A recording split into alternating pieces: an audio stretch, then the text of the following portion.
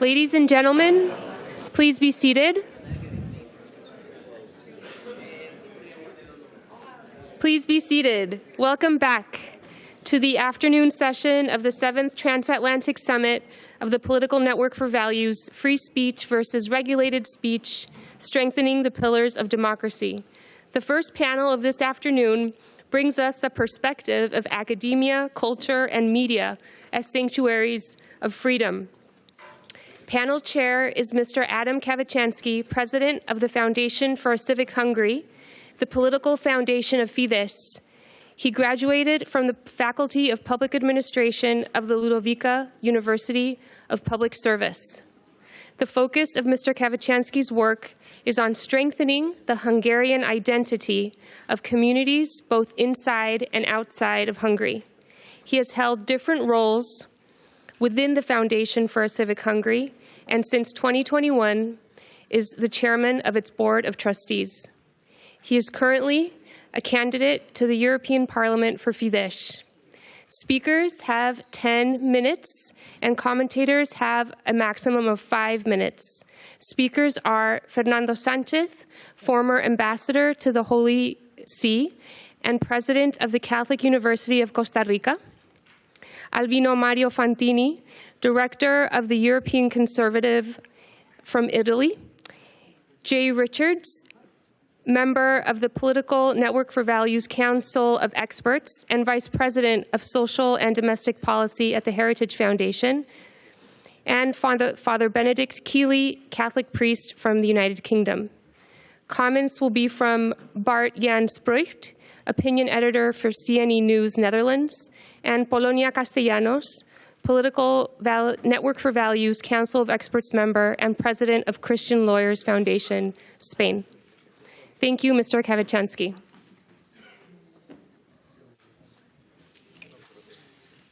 So, dear ladies and gentlemen, please let me start in my mother tongue. My welcoming remarks will be delivered in Hungarian, in the spirit of academic freedom, but of course, interpretation is available for those who may not yet understand the wonderful Hungarian language. So, dear ladies and gentlemen, tisztelt hölgyeim és uraim. Ladies and gentlemen, friends, I'd like to welcome all of you to Brussels, to one of the most important locations of European power. Before there are any misunderstandings,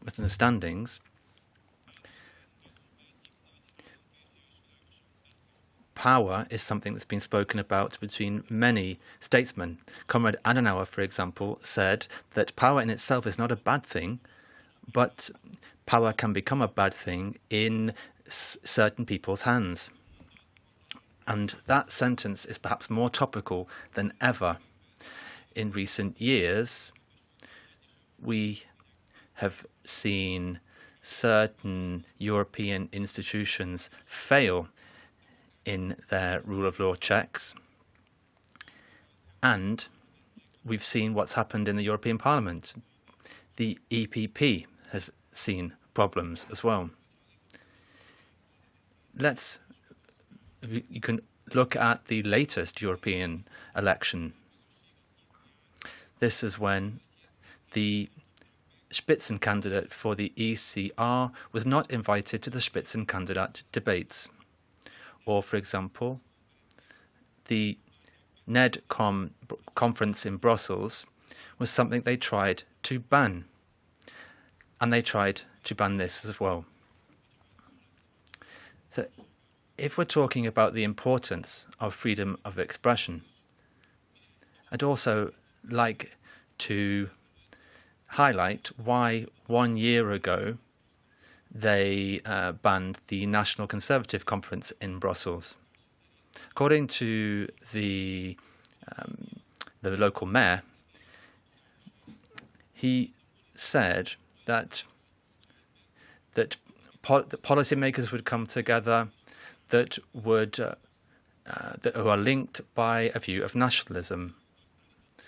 The authorities also claimed that of those people, several were representing extreme views, especially the conservative right wing, religious forces in Europe. Now, the justification for the ban was that this was problematic because, in his view, the conference was not an academic one. Instead, it was a forum that wanted to provoke debate and focusing on the nation state. But, ladies and gentlemen, now there's a happy end to the story. This is particularly important because the Belgian authorities said very clearly that administrative steps cannot be taken to silence political opinions, and therefore the ban on the event was unlawful in their view. But we should not forget, when the European Parliament, we're here after all, has a large political group, the Patriots, the third biggest one, and they did not receive the parliament positions that democratically they're entitled to. This means they've treated millions of voters who voted for them as second-class voters, and it gives an impression that democracy only counts if they win. Democracy only wins if the left win. Ladies and gentlemen,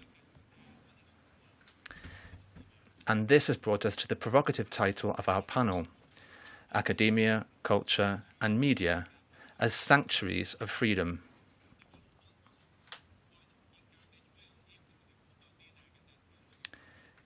Is it simply an illusion where several things do not stand the test of truth? In Hungary, academia, culture and media have shown us many things. The Hungarian Academy of Sciences regularly expresses its political views. And these only criticize right-wing and conservative government policy. And their members are members of a left-wing elite, exclusively a left-wing elite. When it comes to culture in Hungary, in 1990, after the fall of communism in Hungary, and since then, Hungarian cultural life has operated without censorship. But today, often certain political figures are mocked on stage. And over the past 15 years, since Fidesz has been in government, we've seen a doubling in the number of theatres, for example. So we couldn't really talk about cultural life being hampered. Now, on the media, Hungary is an exception in Europe when it comes to the media. And according to most estimations, the media is very balanced between left and right-wing media. We have thousands of outlets at local and national level. We have pro-government and opposition media and television and radio. And when we look at internet programs as well, we have many independent shows with hundreds of thousands of viewers. Now, I don't want to touch on the most recent BBC scandal or other Western media scandals. I'm sure that the guests here today will do that. But there's one thing which is worth highlighting.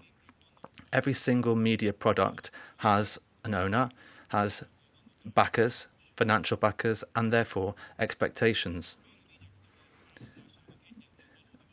The only guarantee of the flow of information is diversity, so that in their own fora, different groups of different views can express those views.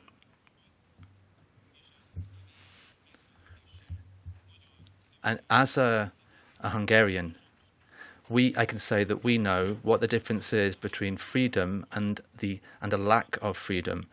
And we also know that the dictatorships of the 20th century didn't come out of nowhere. Therefore, the topic of this panel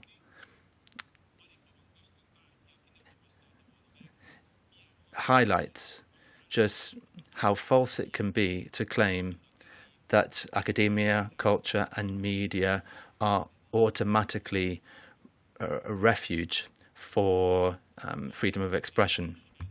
Therefore, we should be honest in our communication today at today's debate. Thank you very much for listening to my introductory remarks. Thank you.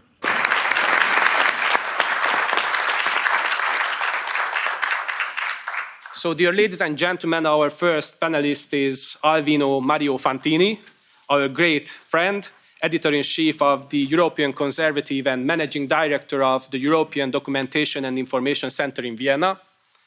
He is a journalist and editor with a truly international background, having worked in Europe, Latin America, and Asia, including the Wall Street Journal in Brussels, trained in philosophy and public policy. His work focuses on academic freedom, cultural pluralism, and the growing pressure of ideological conformity in universities and in the media. So, dear Mario, the floor is yours. Thank you, dear Ádám.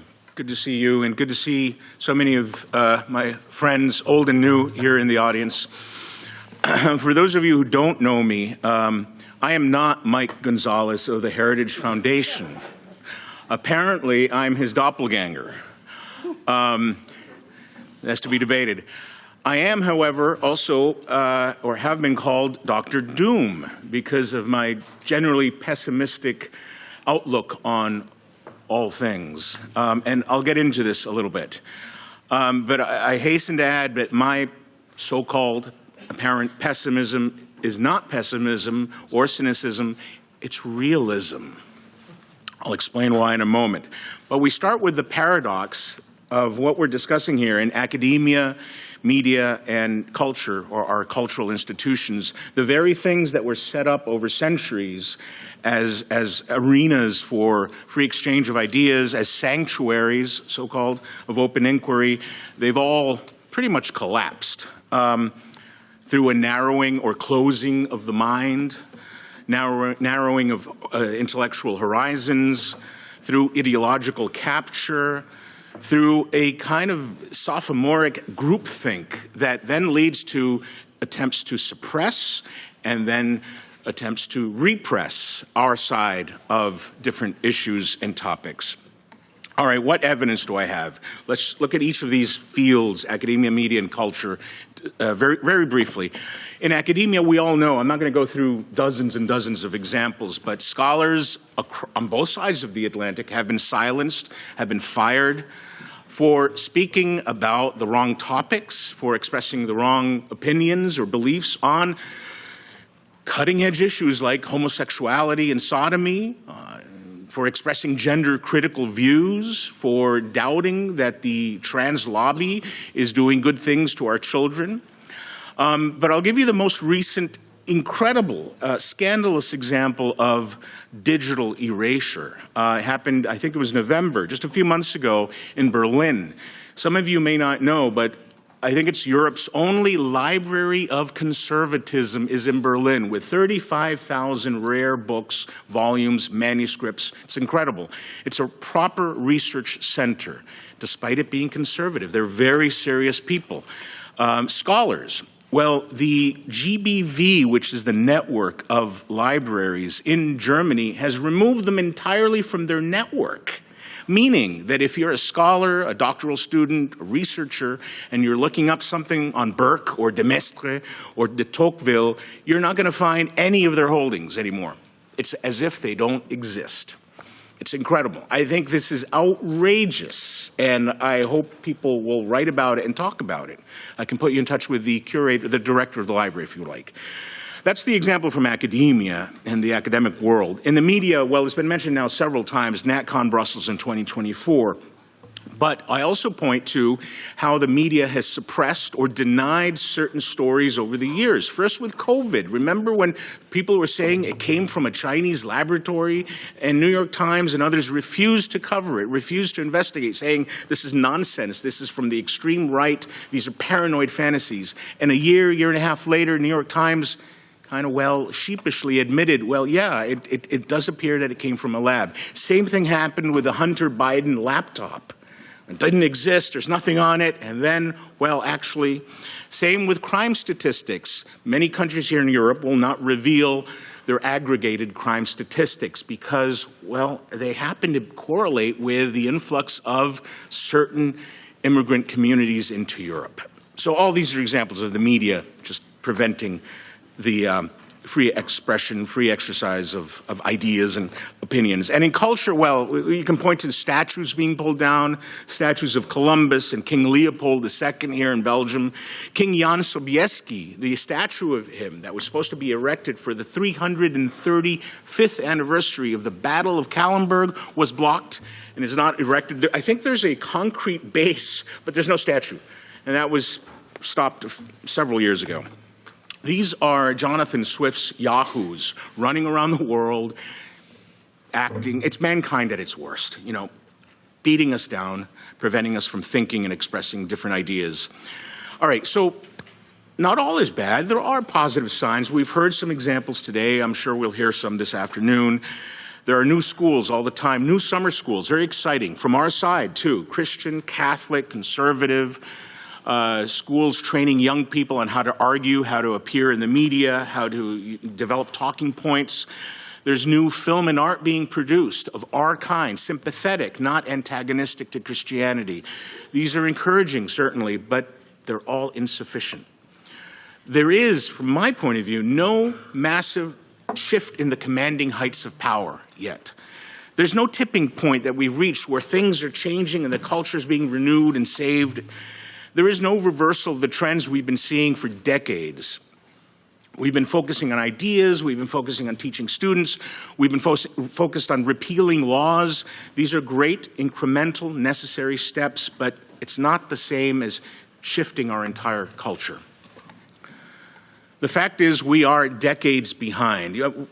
We can argue about where the decline started. We're not going to go back to William of Ockham. We're not going to go to the French Revolution. I like May 1968. That's a good starting point when things across the West really began to change. That's when the new left around the world took control of things. And as Harvey Mansfield, who has a new book out there, by the way, said, the poison of this countercultural revolution, which was sexual, which was based on identity, which was against all forms of authority, has worked its way so far, so deeply into our souls and our societies that the effects of that revolution have become less visible to all of us because it's all just part of what we live and breathe every day. We're not even aware of what's happened. So academia, the media, and our cultural institutions are beholden, are in control, are under control of certain groups. And these groups are not necessarily only left-wing people. These areas, these spheres of activity, of human activity, are all dominated by wealthy conglomerates, by billion-dollar endowments, by very powerful elites, by what some people call the Davoisie, the people meeting in Davos every year, just 2 weeks ago. I think we cannot avoid that reality. We have to recognize that. And we know, I don't have to tell you this, the agenda of these powerful metropolitan elites run counter to all our ideas of what is moral and immoral, to all our values, the values of people in this room, and to any coherent and proper understanding of what is the human person. So I don't think we will retake or renew our culture or retake our institutions with a few more summer schools, a few more Substack accounts, more letters to the editor, et cetera. All fine and good, but we need so much more than that. So let me move towards the end of my comments by listing 3 concrete steps, among many others, that we can consider implementing, consider doing, and then I'll finish up with 2 general statements. The 3 concrete suggestions or things I'd like you all to consider in your own countries. Defy them being the elites, the progressive elites. Call out their lies in the media and in academic world. Make a fuss, make noise. Refuse to self-censor. Publish the unpublishable. Read Jean Raspail in English in front of your teachers. Speak the unspeakable. Talk about abortion and homosexuality and the natural order of things. And if you're really courageous and don't worry about tenure anymore or a proper job, write under your own name, even when the algorithms punish you. Because the more of us that get canceled, we all become part of the great diaspora, and we will help each other. We form a network of those who have been canceled. Second, I tell this to very creative people all the time, produce your own cultural and intellectual products, your own goods. Populate the culture with your own products, writings, books, art, music. Fill the space with our stuff. It doesn't all have to be Andres Serrano's Piss Christ. Remember that? The photograph of the crucifix submerged in a vat of urine, and they put it up and called it art? Let's do the opposite. Promote good art. Populate the world with the good. And third, build parallel institutions. Schools, yes, we need alternative universities, not just Oxford and Cambridge. They're under the control of other people.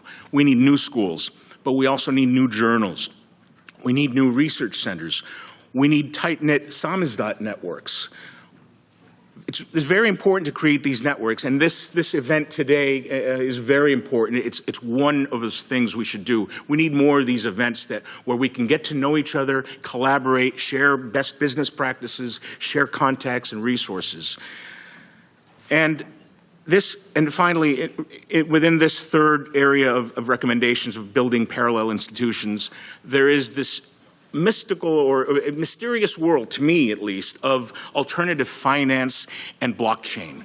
Now, this is Greek to me. I'm still learning about it. But to people here under 30 who know this world, we on the right, we Christians, we who are defending the West's values, need to use this technology. His Excellency Araujo said it this morning. There he is, about using technology. So we need to use alternative finance mechanisms to create new payment processing systems, to create crypto-funded media, to take control of how the money moves and where it is stored. Because you don't want a bank like Chase or JP Morgan canceling your accounts because you're suddenly deemed homophobic. And regarding blockchain, we need to apply it to create anonymous storage systems, to create systems that allow for private transactions and the sharing of information.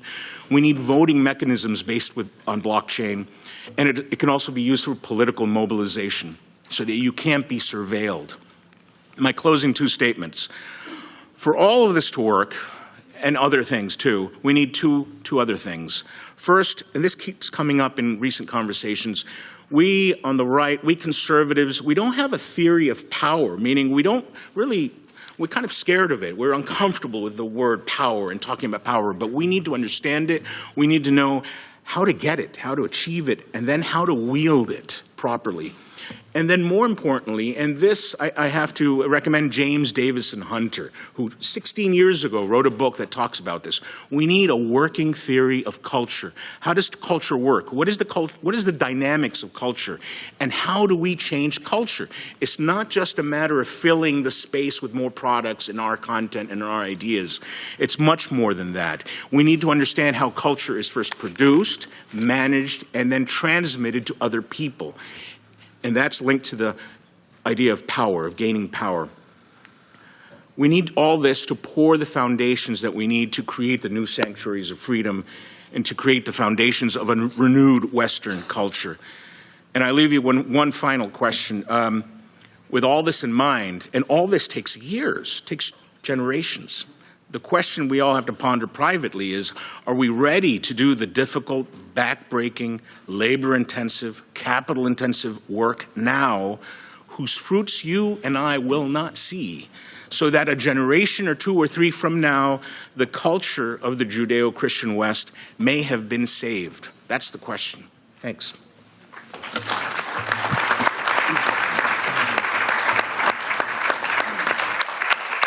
Thank you very much, Mario. And since freedom of expression is so central to our discussion, let us now turn to the academic world and look at what's happening inside our universities.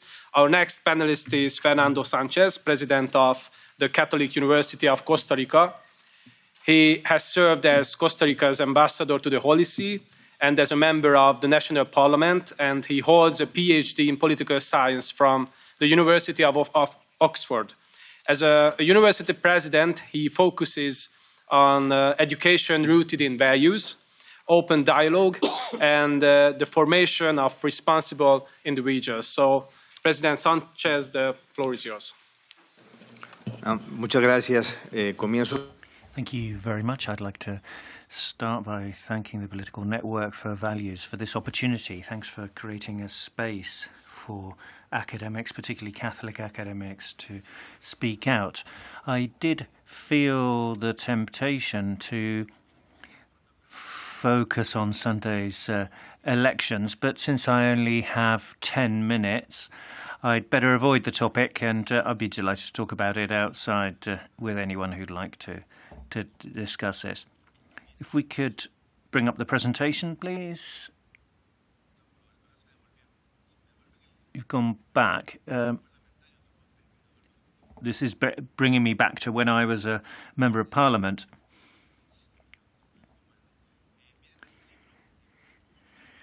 There's this book. It's available to anybody who'd like it. Be delighted to give you a copy. Let's look at the challenges. I'll have to go through this quickly. The main challenge that we face today, and this is what the World Economic Forum is saying, that we have huge skills gaps. 60% skills gap in the local labour market, and 40% in terms of the leaders we're creating, almost 40% in terms of the organisation's leadership. So this is a fundamental challenge. We have to look at the challenges, how we can have the Catholic educational institution in our times to train well-rounded citizens, well-rounded, capable of making a difference, and creating not only good professionals, but also good people, an educational space in which students, teachers and administrative staff can grow in human, intellectual and spiritual terms. This implies embodying in the practice a pedagogical, humanistic, values-based approach in the members of the educational community, a spirit of mission that convinces them to work for the common good, for things that make a difference in any area of human endeavour. We're currently seeing a rapid rate of change, considerable difficulties, challenges, and changes taking place globally, huge cultural challenges, which you've already heard about today too.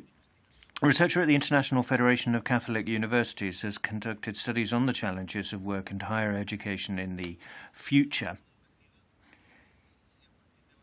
We need to look at values-based education. The conclusions were, 1, 50% of activities carried out today could be replaced by machines or algorithms in the future. It's not 50% of the jobs, it's 50% of the activities that people carry out in their jobs. So that's a huge challenge. 50% of the activities currently carried out by humans will be carried out by machines or algorithms. The second challenge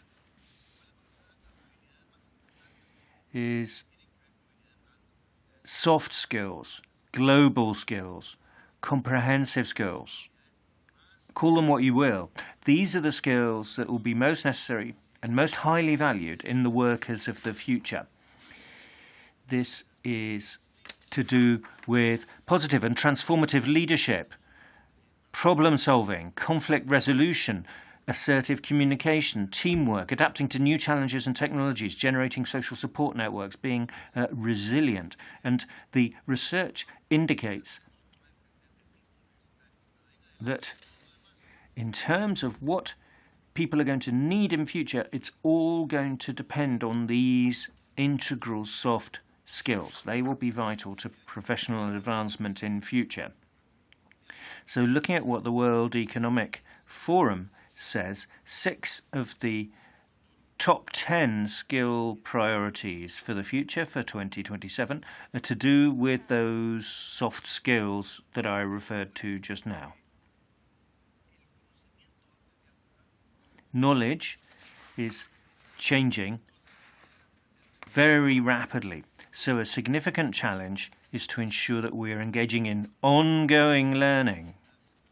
And to achieve ongoing learning, lifelong learning, we need humility, the willingness to learn. That needs to be our byword. And all of this is at the heart of what I wanted to say today, which is that if we have values and virtues at the heart, how do we talk to students and say, look, this is how you can adapt to change?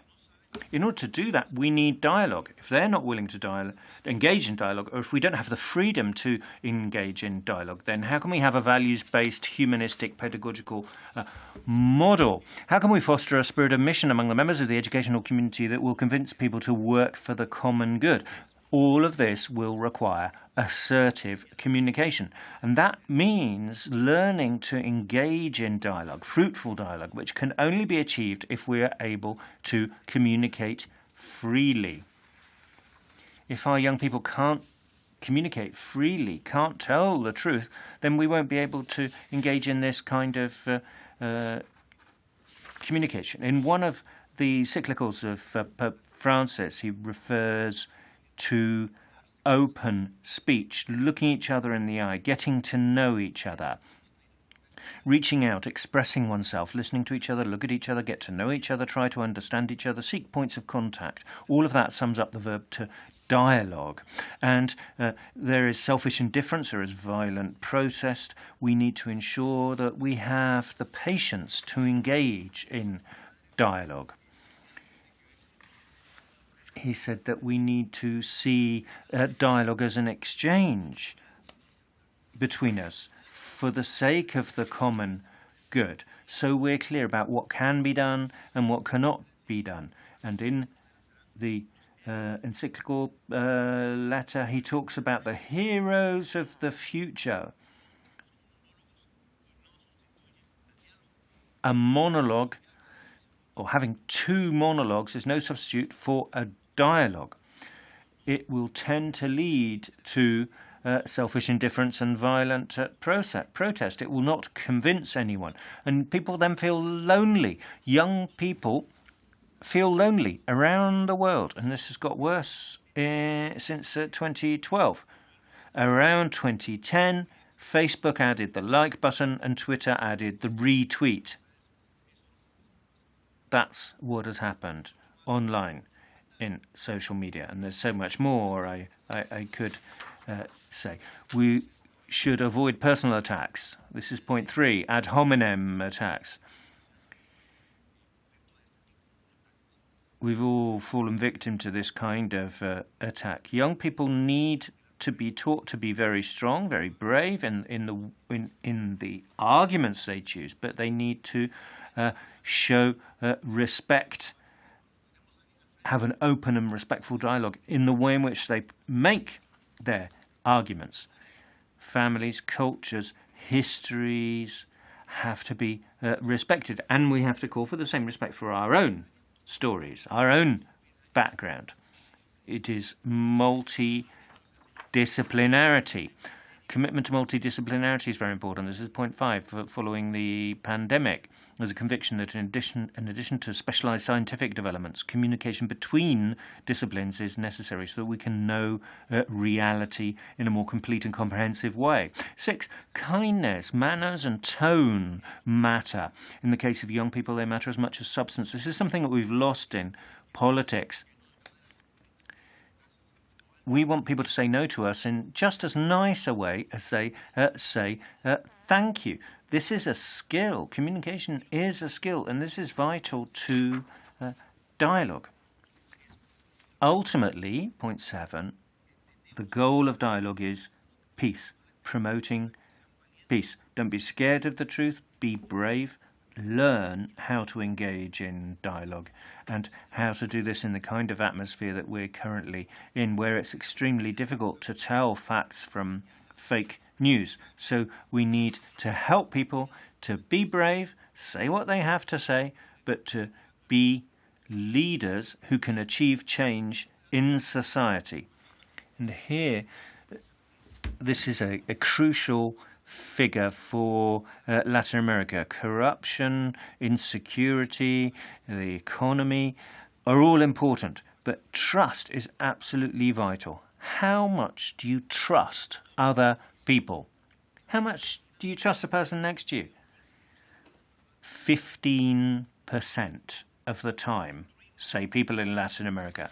So how can you build a fair and more prosperous economic and political system? How can you teach young people how to be the leaders of the future? How can you do any of this if we don't trust each other?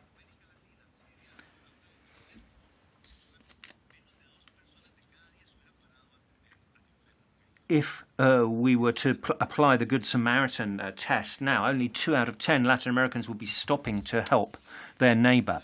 And the way we got into that situation is a lack of communication. We need respect for dialogue, respect for the right to tell the truth, freedom of speech, which means listening to each other, which means respect for each other, it means trust for each other, and it means that we can operate in such an environment. So that's what we're working on. We've been doing it for a long time.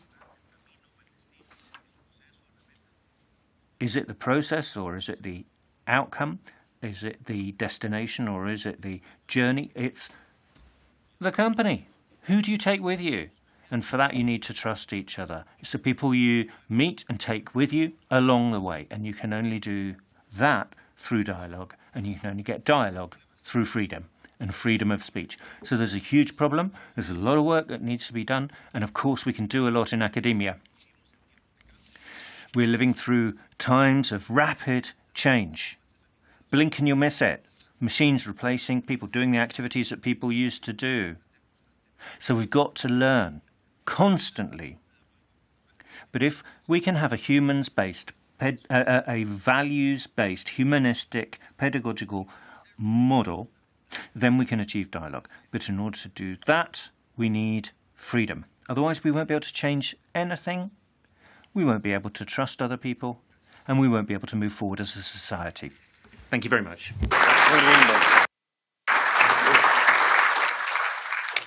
Thank you very much, Professor Sánchez. As our discussion moves across continents, we have already heard European and Latin American perspectives on freedom. With our next speaker, we now travel across the Atlantic to the United States. Our next panelist is Mr. J. Richards, Vice President of Social and Domestic Policy at the Heritage Foundation, trained in philosophy and theology at Princeton University. He brings a uniquely American perspective to the intersection of culture, public policy, media, and freedom. As an author, thinker, and public intellectual, his work focuses on how free societies defend truth, pluralism, and open debate in the midst of intense cultural conflict. So, Mr. Vice President, the floor is yours. Thank you so much. It's always such a pleasure to participate in this conference. And we were actually discussing as panelists whether the title of this session was supposed to have a question mark or not. And I think we sort of answered it. Mario interpreted it the same way I did. Of course, the ideal, at least the sort of Western ideal of culture and of media and of the academy, is that these are protectors or bastions of free speech. And so that might be what we'd expect, all things being equal. The reality, unfortunately, is quite otherwise.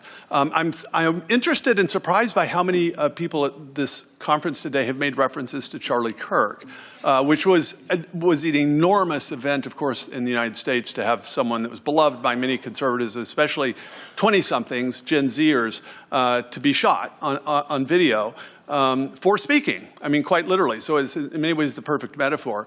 Nevertheless, I think at least those of us, let's say in Western Europe, certainly, and in North America, the average American who is having his or her free speech violated is not in a special danger for assassination. I mean, many of us that take risks, I think we sort of imagine okay, I'm willing to be sacrificed, or I'm willing to sort of sacrifice my life, by which we sort of imagine something like that, right? That, okay, maybe somebody shoots me, there's no pain involved, I'm just gone. Here's the reality, though, is that most of us will not experience so-called red martyrdom. We will experience white martyrdom. We will not be asked literally to give up our lives. We'll be asked to give up our livelihoods or our public reputation or even our sort of entry and acceptance into polite society. And so I think we would do well to steel ourselves and to train ourselves against that likely eventuality and maybe spend less time thinking about literal red martyrdom. And so with that, let me give you two examples of how this played out in recent years in the United States. Because I think the sort of answer of, okay, where are the bastions of free speech? Are they in the academy? Are they in the media or culture? Is that it's just nothing like that simple. Because the academy, politics, civil society, media, the corporate world, these have never, it's never been more true that these entities are in many ways fused. And so you can see this in the United States, in the baking industry or in the pharmaceutical industry, that it's not a simple private industry. It's often almost a cartel with the regulatory state in Washington, D.C. It's exactly the same thing in the U.S. when it comes to censorship. Because we have the First Amendment, it's very difficult for the federal government to literally censor an American citizen. Now, they might do it temporarily, but the court will almost always find in favor of the Americans. So you might think from a European perspective and some of the things that are being debated here that, okay, Americans have much wider opportunities for free speech. That may be true in a sense, but what happens is that the violations of free speech, the censorship and the suppression, they actually come from what appear to be private entities and industry, even if behind it is actually a government actor. And so two very good examples of this.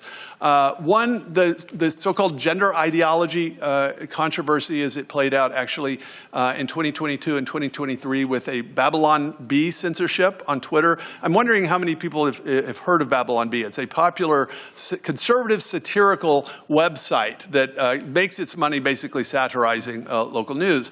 And then the second example is how scientists who dissented from the official line during the 2020 COVID lockdowns were treated.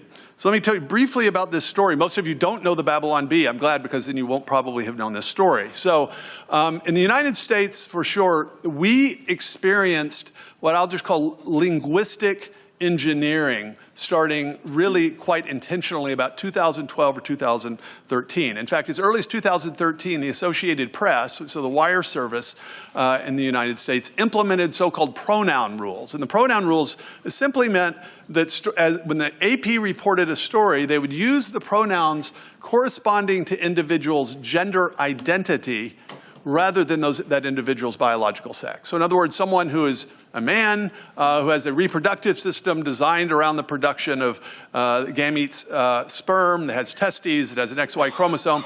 If he identifies as a woman, the AP will refer to that person as a she. And so you can imagine sort of how this goes. And so it gets very complicated, right? If you had this old-timey idea that biology is real and that they're actually males and females. But this went on for several years, and it got so extreme that by 2022 or 2023, the Associated Press decided that it would no longer use phrases like biological sex. Instead, it would refer to sex as a sex assigned at birth.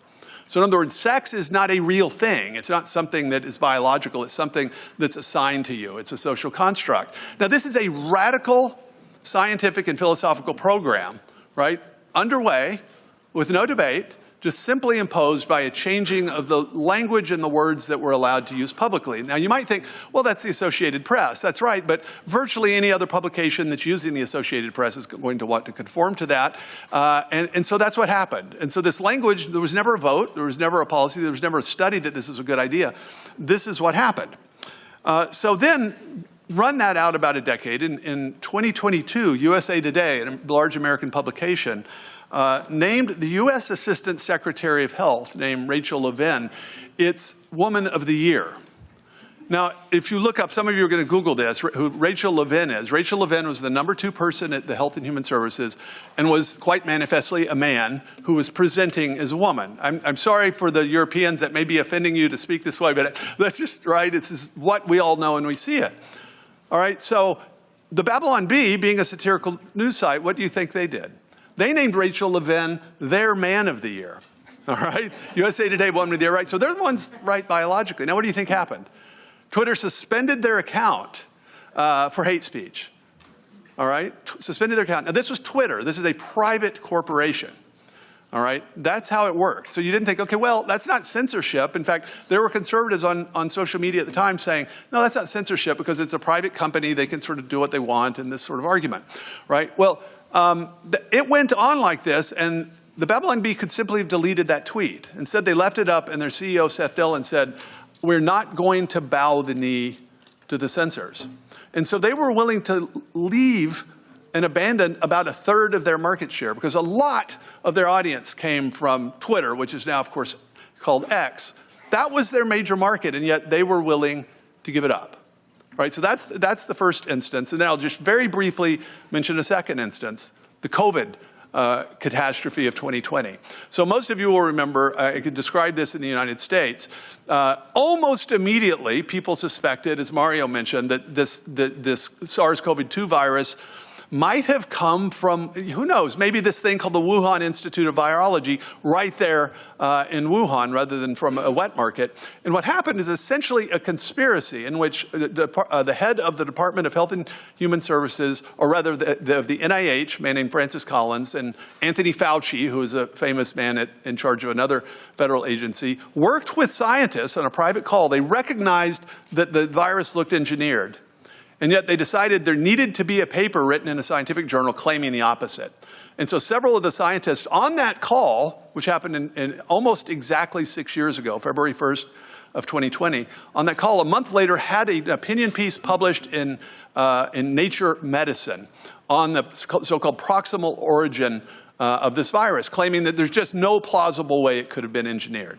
All right? This was an opinion piece. Nobody seemed to notice that. And these are scientists that admitted it was probably engineered or looked so in private.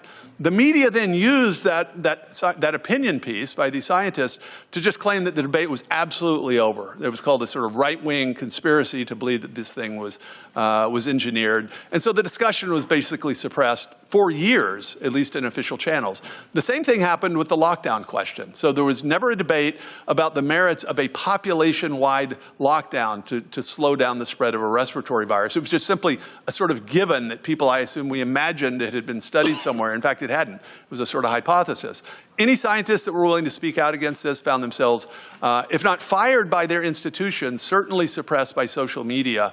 And one in particular, a guy named Jay Bhattacharya, who was a scientist, a medical scientist and health economist at Stanford University, published a paper sort of pointing out that the virus probably spread long before we realized that the lockdowns probably wouldn't make sense. In October of that year with some other scientists, he signed a statement called the Great Barrington Declaration, which was simply a statement that said we should pursue targeted lockdowns. So in other words, focused protection on people that are at very high risk from a bad outcome from COVID, and then let the rest of the population go. And for this, again, Anthony Fauci and Francis Collins at the NIH privately conspired to destroy him. They called him in private emails a fringe epidemiologist. This is a full professor at Stanford, right? Well, so how did these things turn out? There's sort of good news and bad news. One of the signers of the Great Barrington Declaration, a man named Martin Kulldorff, who was at Harvard University, he signed the Great Barrington Declaration. He lost his job from Harvard University. What happened to Jay Bhattacharya? About a year ago, April the 1st of 2025, he was sworn in as the new director of the National Institutes of Health in the United States with a $50 billion budget. In other words, he filled the position that Francis Collins, who tried to destroy him, had filled before. An amazing sort of example of poetic justice, but which very, very rarely happens. Now, there are lots of examples of this. Oh, by the way, what happened to the Babylon Bee? I forgot this is the punchline. Elon Musk, the richest man in the world, noticed that the Babylon Bee had been censored and got interested in buying Twitter. In fact, he was joking about it on Twitter, and somebody said, you should just buy it. And he said, how much did it cost? He did it. He actually did it in 2022 for $44 billion. He bought Twitter, now X, and immediately reinstated the Babylon Bee account. So these things, you can see, they can go well, they can go very poorly. But what I think the sort of lesson from both of these is that the indispensable component of both of these events is individuals, in some cases very high-placed individuals at places like Stanford or maybe the richest man in the world, being willing to risk or even destroy their livelihood and their reputation, and to treat these not as things to be grasped at, but as things to be given up, if necessary, in pursuit of the truth. None of these individuals, Jay Bhattacharya, Elon Musk, Babylon Bee, knew how it was going to turn out ahead of time, but they were willing to do that. And that is precisely what we must be willing to do, to give up our livelihoods and our reputations, if necessary, for the pursuit of truth. Thank you very much.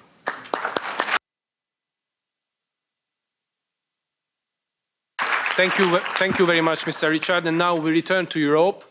Our next speaker is Father Benedict Kiely, founder of Nazarene.org and the priest of the personal ordinariate of Our Lady of Walsingham in England.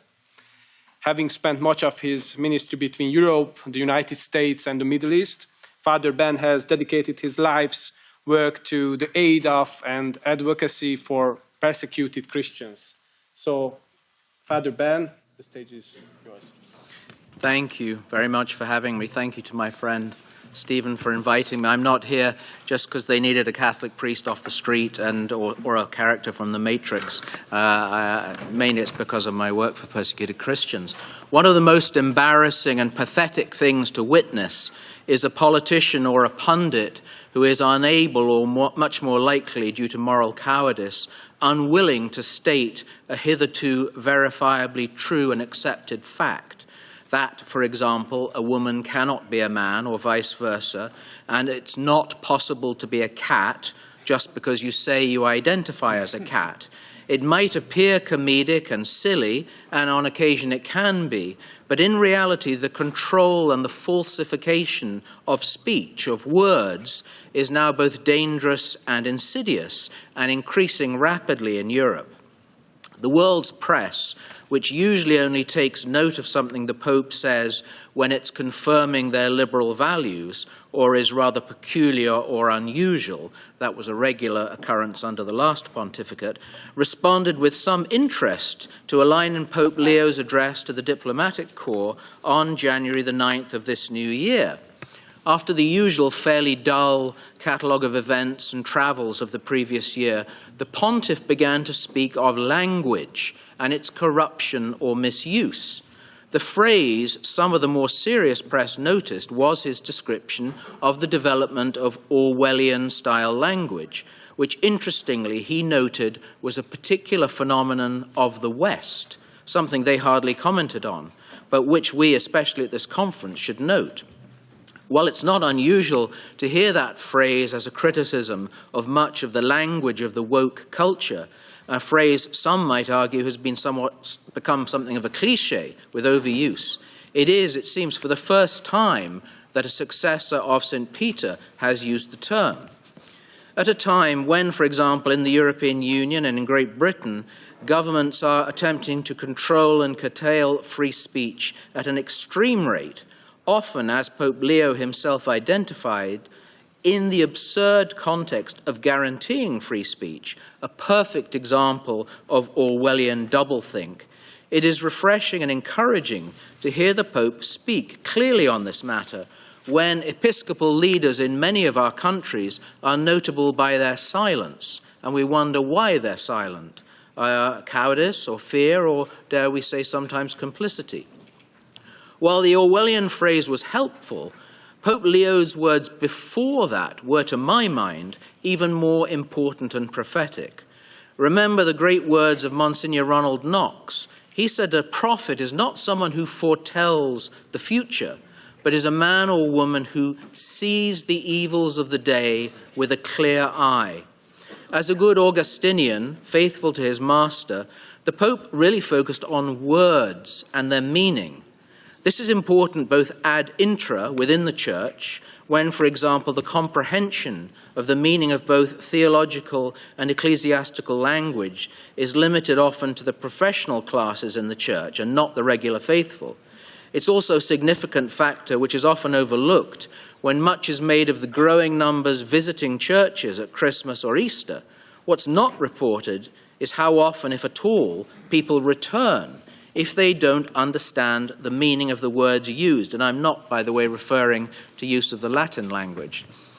It's with reference to the contemporary use of words and language, the ad extra, and for this conference, that Pope Leo's reflection assumes a prophetic stance and fulfills his teaching office in service of the truth. He said that rediscovering the meaning of words is perhaps one of the primary challenges of our time. When words lose their connection to reality, then reality itself becomes debatable. This is a description of the current state of the West. Opposing Leo, and a worthy descendant of Pontius Pilate, that unfortunate patron of unscrupulous and unfaithful politicians, is one who would find a home in much of academia, politics, and the media. For those of you who don't know your English nursery tales, this is Humpty Dumpty. Humpty Dumpty, who you might know from Lewis Carroll's Alice in Wonderland. There's an English nursery rhyme. Humpty Dumpty sat on a wall. Humpty Dumpty had a great fall. All the king's horses and all the king's men couldn't put Humpty together again. In Alice in Wonderland, sounding remarkably contemporary, Humpty Dumpty said, his words, "When I use a word, it means just what I choose it to mean, neither more nor less." Dumptyism, if I can invent that word, is the reality that Leo warns about, and with a call for words to, his words, express distinct and clear realities unequivocally, calls the church to go into battle against the falsification of reality. We are surrounded by Dumptyism. It's the infection which needs the antidote of truth. We must declare war on Dumptyism. We must go into battle against it, make truth great again, especially those of us who are Christians and conservatives. More important than Orwellian corruption, Pope Leo, with sharp focus, stated that freedom of speech and expression is guaranteed precisely by the certainty of language and the fact that every term is anchored in truth. This is an essential line for us to meditate upon and to become something of a manifesto, a political promise for all seeking or holding office. An anchor holds a ship steady in a storm. It is a guarantee of safety. When we know a word is true, when we know what it means, when we are certain that it cannot be corrupted or falsified, we are anchored both in truth and reality. This primary challenge the Pope addresses is dependent, again, very important that he says it's a primary challenge, and finds its origin, of course, for those of us who are believers, in the Word, the eternal Logos, who became flesh and spoke the word of truth, which he promised would set us free, because he is truth himself. To be anchored in truth is to be anchored in reality. And it's truly a missionary work of the Church and the ship of Peter to provide that anchor in a sea of confusion. Václav Havel, speaking of the effects of living under communism, the very birthplace of Solzhenitsyn's conscious lie, wrote that, his words, "People became morally ill because we became used to saying something different from what we thought." Pope Leo's evangelical call for linguistic clarity and reality is to bring healing to that moral illness, now present not in the failed communist states, but the world of the cancellation and shaming of those who speak the truth.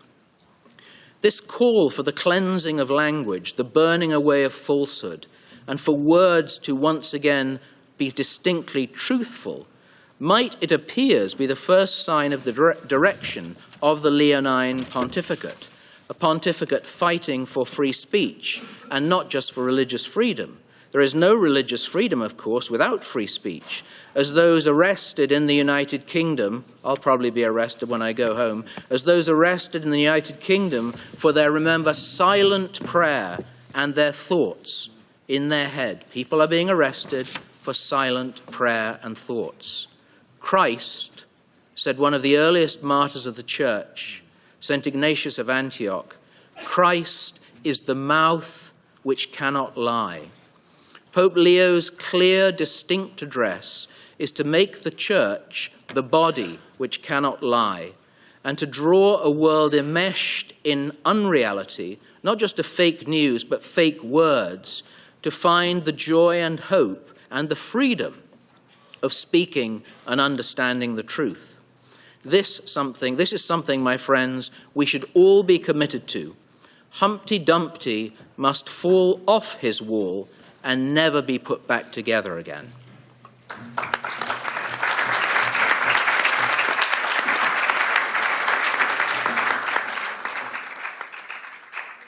Thank you very much, Father Ben.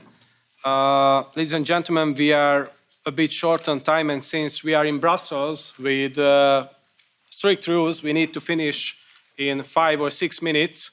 Otherwise, they will kindly escort us out. So we will now hear 2 brief comments. Our first speaker is Mr. Bart-Jan Spruyt, opinion editor at CNE.news, co-founder of Edmund Burke Foundation, and a professor at the Seminary of the Restored Reformed Church in the Netherlands. And the second comment, so the second speaker is Madame Polonia Castellanos, president of the Christian Lawyers in Spain. So each speaker has strictly 2 minutes, please. Mr. Bart-Jan, please begin. Yes, thank you very much. Thank you for your invitation. I represent a network of organizations in the Netherlands who work together to defend classical and Christian values and to stop their abolition in numerous laws, especially regarding the so-called LGBTI agenda. And our aim is to create sanctuaries of freedom. I have to skip a lot. I'm sorry. Of course, what we say, what can be said and what not, is determined by natural law. And in this respect, what we see in today's world is an inversion, a world turned upside down. As G.K. Chesterton wrote, we shall soon be in a world in which a man may be held down for saying that 2 and 2 make 4, etc. What we ought to say becomes forbidden, as it is seen as an act of violence, hurting the feelings and identity of a person. I shall briefly mention 2 cases.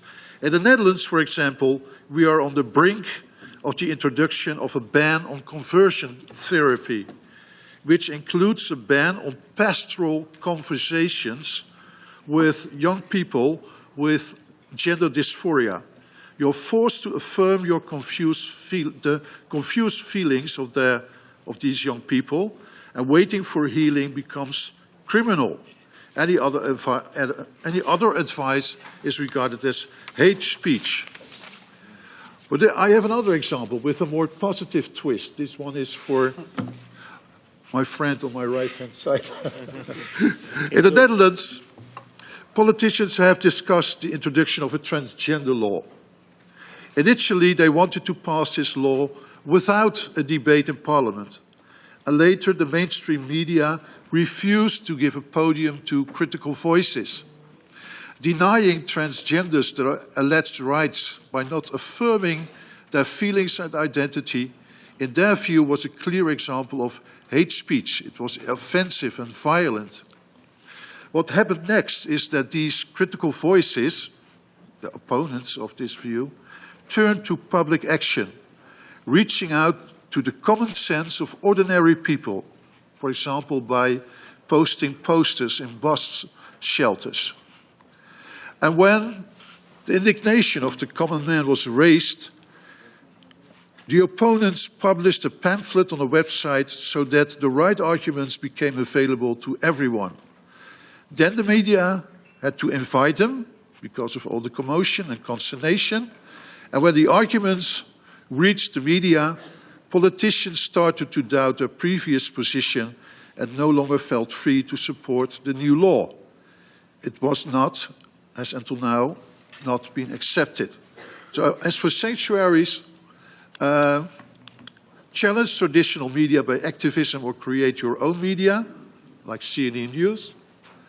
And state-funded academia is dead. I agree. So in the Netherlands we have created a new private university, the Pascal Institute, supported by St. John's College in Indianapolis, focusing on great books, which is the best remedy to cure society. Thank you very much. Thank you very much. Thank you very much, Professor. And our last speaker is Madame Castellanos. Muchísimas gracias. Thank you very much indeed. I'd like to start by thanking the Political Network for Values, and especially Lola Delarde, because despite all of the things that have been going on, there are more and more successes each year. I believe the year in which there aren't obstacles to organising this, that when there aren't protests outside, I think that's when we need to worry. Until then, I think we can be clear that we're doing a very good job. Because at the end of the day, they do all of this because we're not quiet, because we're not just sitting back, and because we're not politically correct.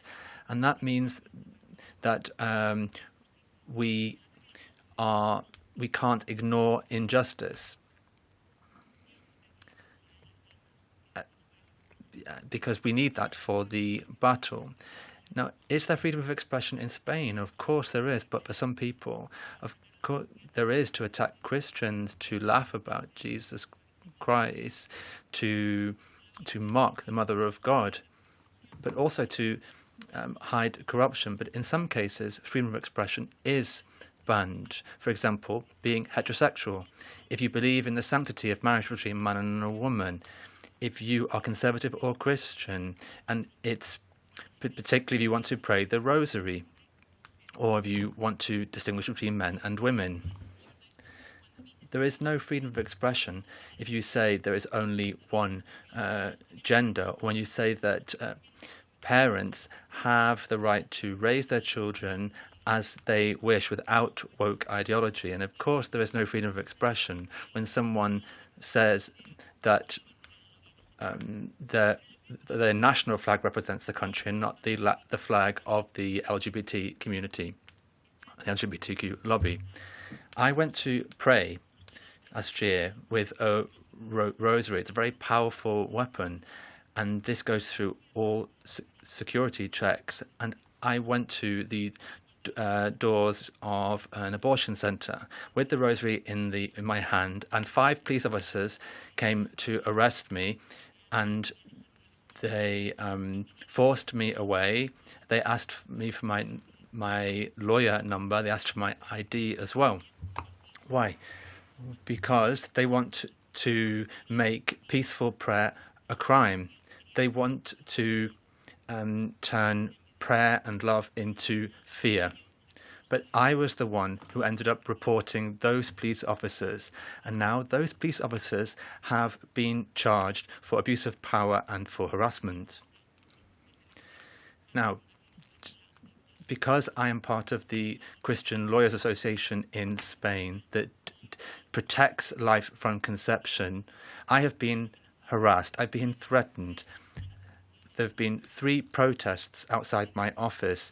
I have been expelled from a program. They didn't like what I was saying. But, what's that say about freedom of expression? And a presenter published my photo and my number so that people could call me and insult me. But I have to say that the blows that I've received have encouraged me even more. These threats make us stronger and they bring us closer to God. But I'm not here to talk about fear today. I'm here to talk about strength, courage and bravery. We're all aware, the Foundation, that in Spain there is an unwritten rule which says to courts, do not admit our cases, but we have still won dozens of cases. We have managed to ensure that 800 abortion centres be punished in Spain. Similar in Mexico as well. We've managed to eliminate a penalty for conversion therapy. Also, there was a biology teacher who was suspended for a speech about chromosomes and about being born a woman. We managed to get him his job back. We have managed to ensure that crosses not be destroyed. We've managed to save 4 people from euthanasia, and we have managed to ensure that many babies were not aborted. So in one case, a baby with Down syndrome. We need to be brave in our defence, and the victory will not be in the courts. No, it will be in the rescued souls. For this reason, in a world which wants to silence truth through laws and a culture of death, what I want to say here today is that we will defend the sacred, and we will come together and we'll organise ourselves internationally to resist what is going on. Because as Jesus Christ was said, we should not be afraid, because Christ always conquers, and if we are with God, the victory will be ours. Thank you. Dear ladies and gentlemen, freedom does not sustain itself, people do. Thank you for our speakers, and thank you all for joining us today.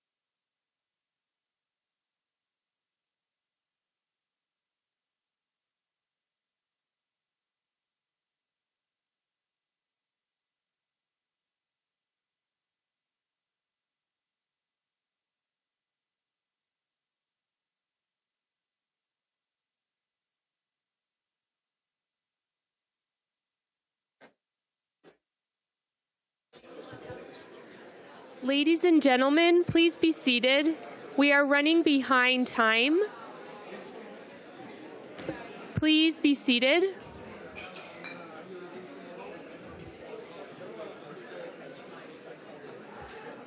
Ladies and gentlemen, please kindly take your seats.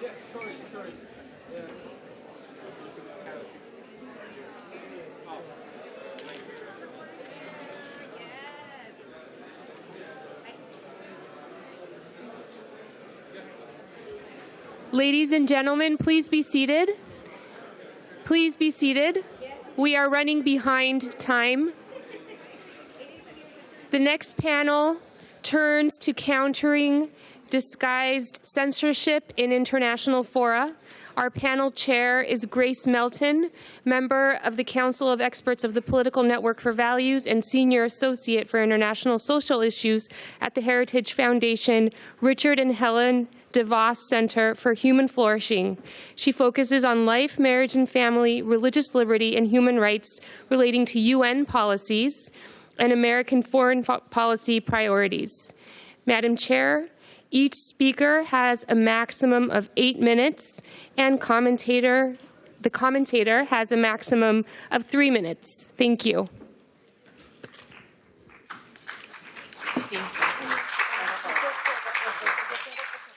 Good afternoon. It's a pleasure to be with you here today and an honor to chair this panel on counteracting disguised censorship in the international forums.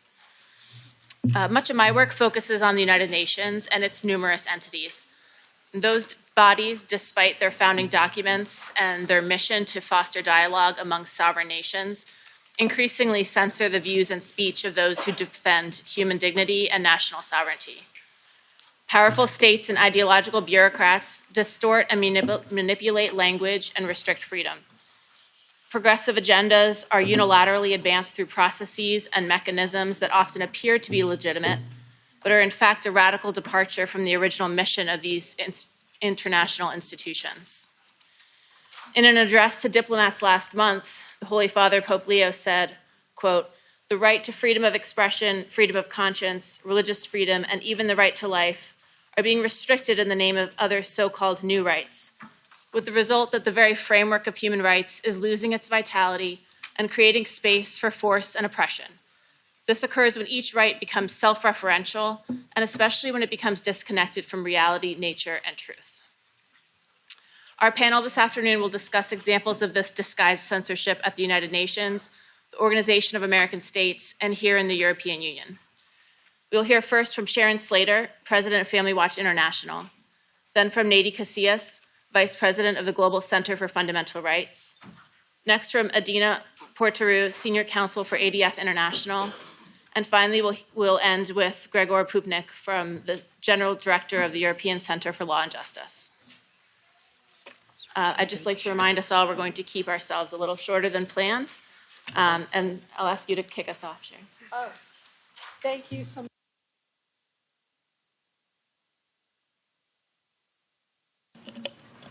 Thank you so much. I'm excited to hear from each of the panelists today, and I especially like to thank Lola Velarde for her vision, passion, and dedication for making all of this and the many transatlantic summits possible. I hope that my slides will come on because I prepared several for you, and I'm going to talk today about a censorship strategy called jamming. And also at the end, I'm going to present to you two very important, bold initiatives that I'm going to invite all of you to join in on. So what is jamming? Jamming is a censorship strategy where they try to bury your messages. Your messaging doesn't get out because they do a tsunami of messages. They might characterize your work as hate speech or pseudoscience, disinformation, misinformation. They might call you an extremist or a hate group and so forth and so on. They do a tsunami of aligned media attacks and articles. It also can be called the whole of society approach, attacking you. Okay? They have consistent labeling and messaging that they parrot amongst multiple entities. Here is the jamming strategy. And they have incestuous linking to each other to give the aura of credibility. Here's one, the Global Project Against Hate and Extremism. European Parliament to host summit backed by anti-LGBTQ plus bigoted groups. That's us. Okay. Byline Times. European Parliament, experts and lawmakers extremely worried about the influence of anti-gender movements. That's what we are. Here is me on the website of Human Rights Campaign. They villainize, they demonize you. As was said, they want to take away your reputation, right? Have you ever felt like this? Nod your head. All of these entities and many, many more have attacked me personally. I know how it feels. Labeling you, trying to marginalize you. And they even followed me to the Political Network for Values Transatlantic Summit in New York when we were all there, many of you. And it was National Geographic and CNN. As I came out of the conference room, they accosted me with a media ambush saying, "Sharon Slater, there are allegations that Family Watch International is pushing homophobic laws in Africa. How do you respond to this?" they asked me. I answered, "I've not been involved in any of those laws. It's ridiculous, it's absurd, and I have documents to prove this."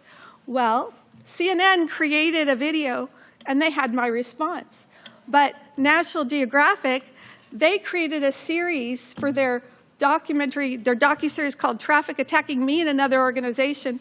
They presented the question and made it look like I didn't answer. They censored my answer and the proof that I had.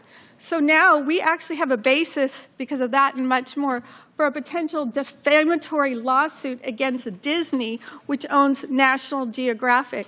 They've been doing this to many organizations, and finally they went a little too far. Here we have the Carnegie Endowment for International Peace talking about us, the new global struggle over gender rights and family values, targeting many organizations here, including the Political Network for Values. They produce investigative reports, just piling it on, trying to discredit many of us. This is Rights at Risk from 2017. The working groups that created it included Planned Parenthood, IPAS, sexual rights initiatives, and more. They call us opposition actors. They identified the Holy See, the OIC, WCF, CFAM, Family Watch, World Youth Alliance, and more. They put us on a map as anti-rights actors and showed all the associations, what they thought they did, between all of us. And they said, for example, FWI, that's me, said that UN entities are aggressively promoting broad sexual rights that are harmful, especially for children.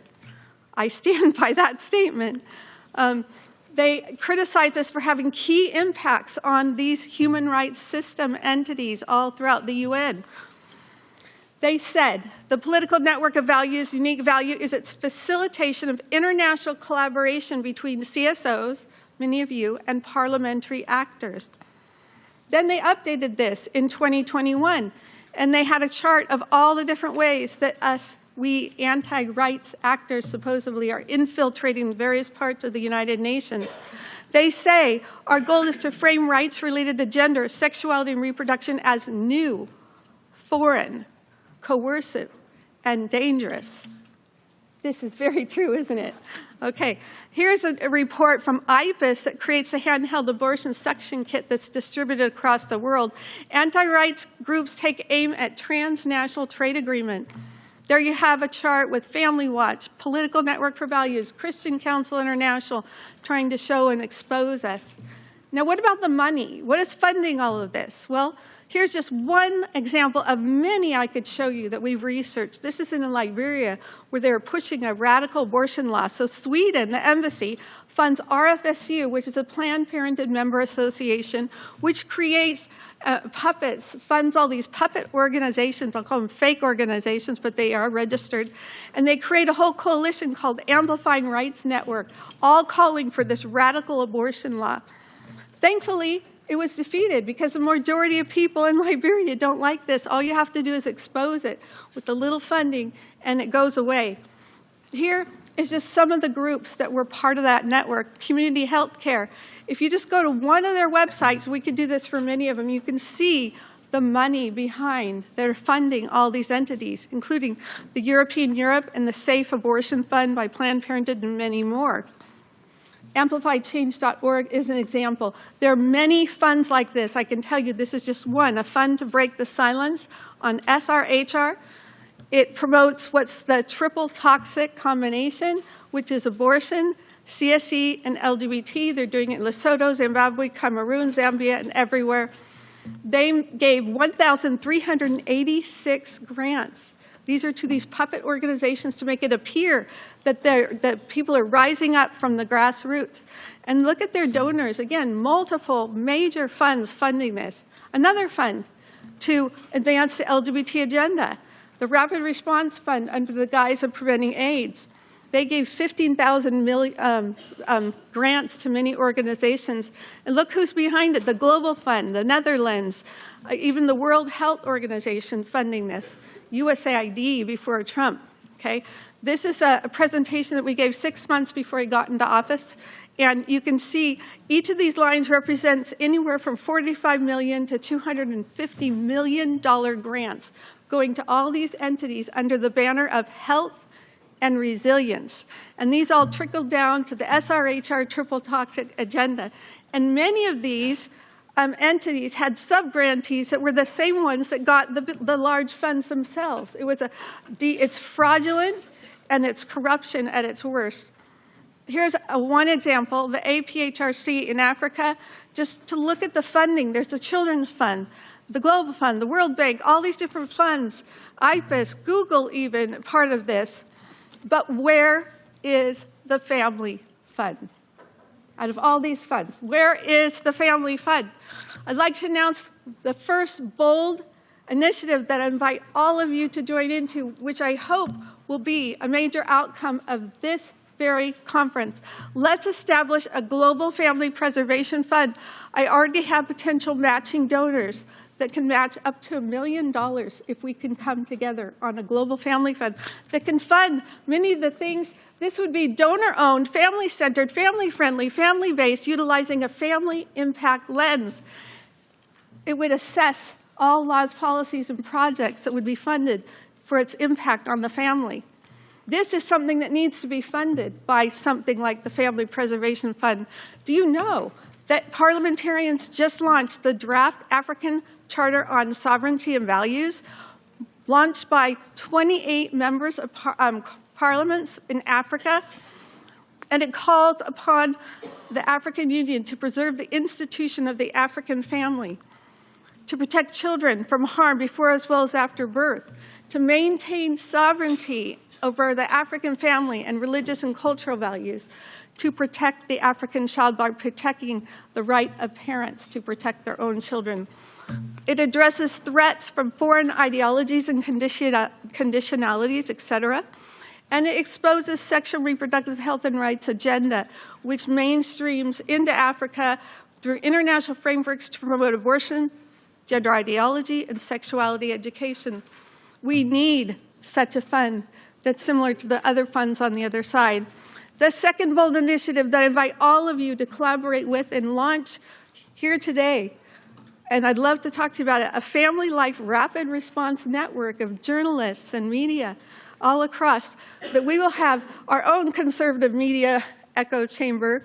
We'll control the narrative. We'll have consistent messaging like, how about instead of sex change operation, how about sex rejecting surgeries? How about instead of reproductive rights, reproductive wrongs? Instead of sexual and gender-based violence, how about violence against women and girls? And of course, sex is always better than gender. Okay, 2 examples of why this is needed. The World Health Organization just yesterday was considering renewing the status of multiple organizations, including these harmful organizations. We all should have been writing articles about it. Did we even know it was even happening? A beautiful opportunity to expose these organizations to what they're really doing. This is one that you still have time for, that we should have sent throughout our networks. And it's a call for governments to give input to the United Nations on the human rights treaty body system.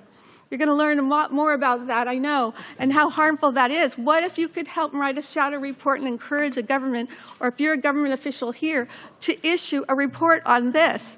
Please, let's work together. Let's come together in a global family preservation fund and a family and life rapid response network of journalists that can write and affect and even mobilize youth voices and warriors on social media and so forth, so that together we can all protect the family.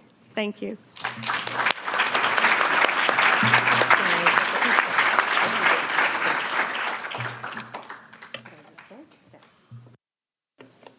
Well, good afternoon, everyone. Well, today I'm going to address on the erosion of freedom of expression. Sorry about this. No. Well, sorry, I have a presentation, but I don't know how to. Wait, go back. Should I go back? It might be after this. You're going backward. Was it not after this?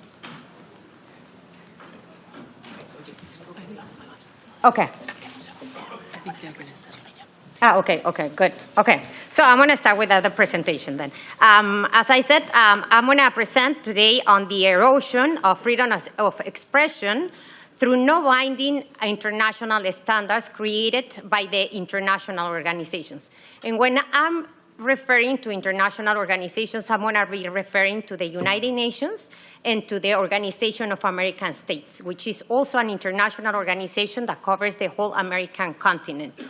So these organizations, okay, here it is. So first of all, we have to remember that these organizations, the UN, the OES, were never meant to be supranational organizations. They were created with a very specific mandate, and were never meant to become a supranational parliament that will overrule national laws. They were created, as I said, with a very specific mandate that it is contained within the treaties.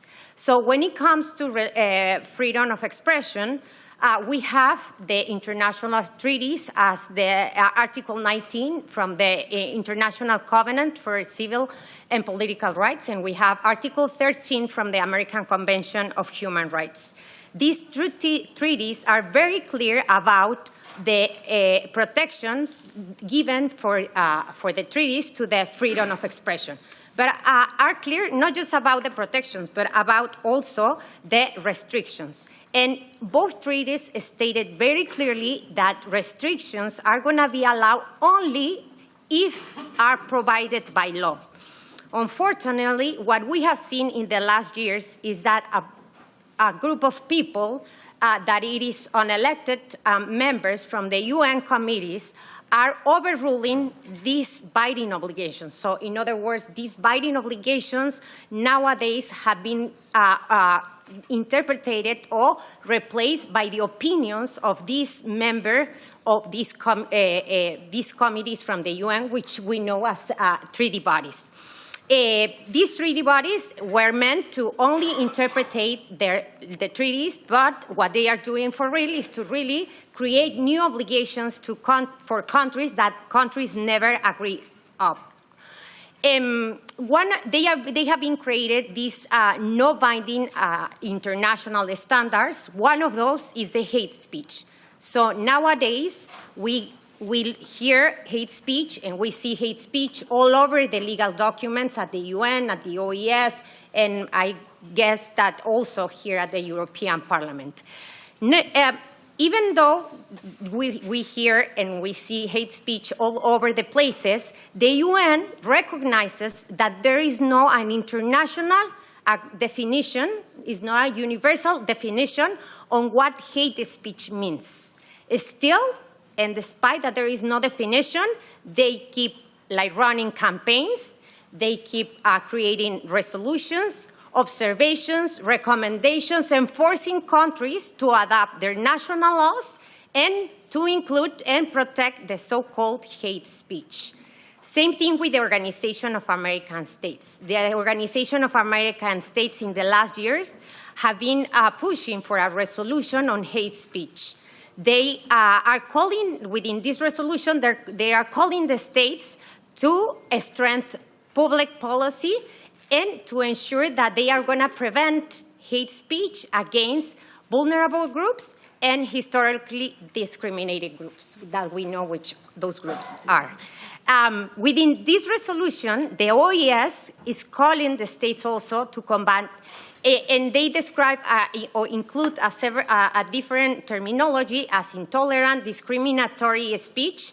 We don't know what that means. They introduce also concepts as diversity, that we have to use an inclusive and diverse speech. We don't know what it is, etc. But this terminology is included within their resolutions.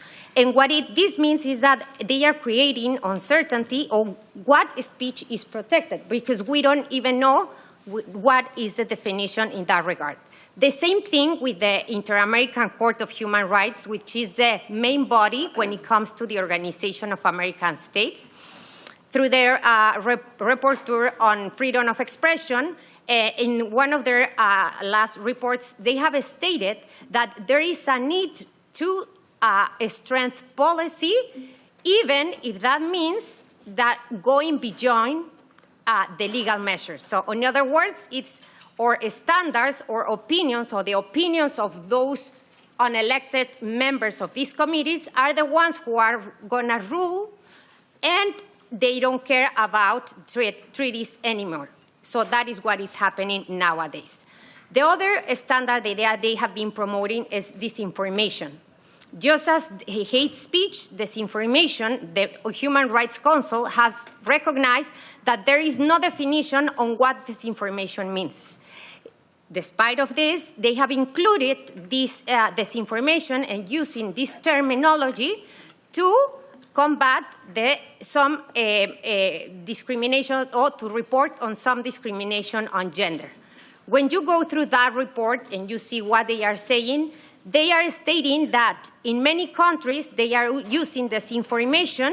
For instance, in Africa, using protection of the family means disinforming people and attacking women's rights and LGBT rights. In Latin America, for instance, to use the terminology of gender ideology, it is also like disinforming people, and it is attacking women's rights and people who are not conforming with their bodies. In Poland, for instance, through this disinformation, the abortion couldn't exist in Poland. Same thing in Brazil. They said that Jair Bolsonaro was elected as a president despite that he was using anti-rights discourse. And they finally called all the states to adapt their laws to their recommendations of this rapporteur that no one knows who she is, who elected her, or what is she doing. Still, she calls the states to recommend them to adapt their laws and ensure that they are gonna respect gender ideology. No, they don't call it gender ideology, of course.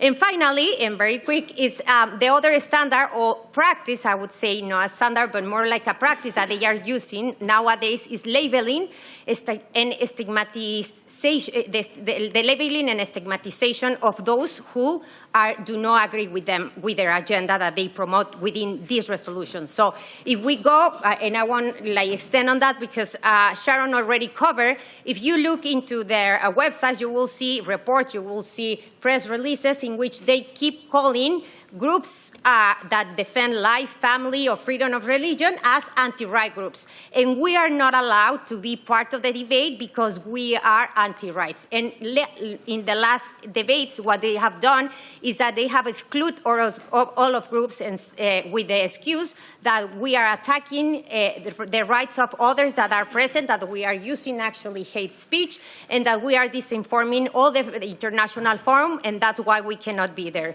So we can continue. I will jump this. But if you just look or do a quick search, you will see all the terminology that they use that within the OES. Just this slide, you will see anti-rights, anti-rights, anti-rights, which is the latest way for them to label us and to avoid that we will be part of that, or that we will have part of that debate.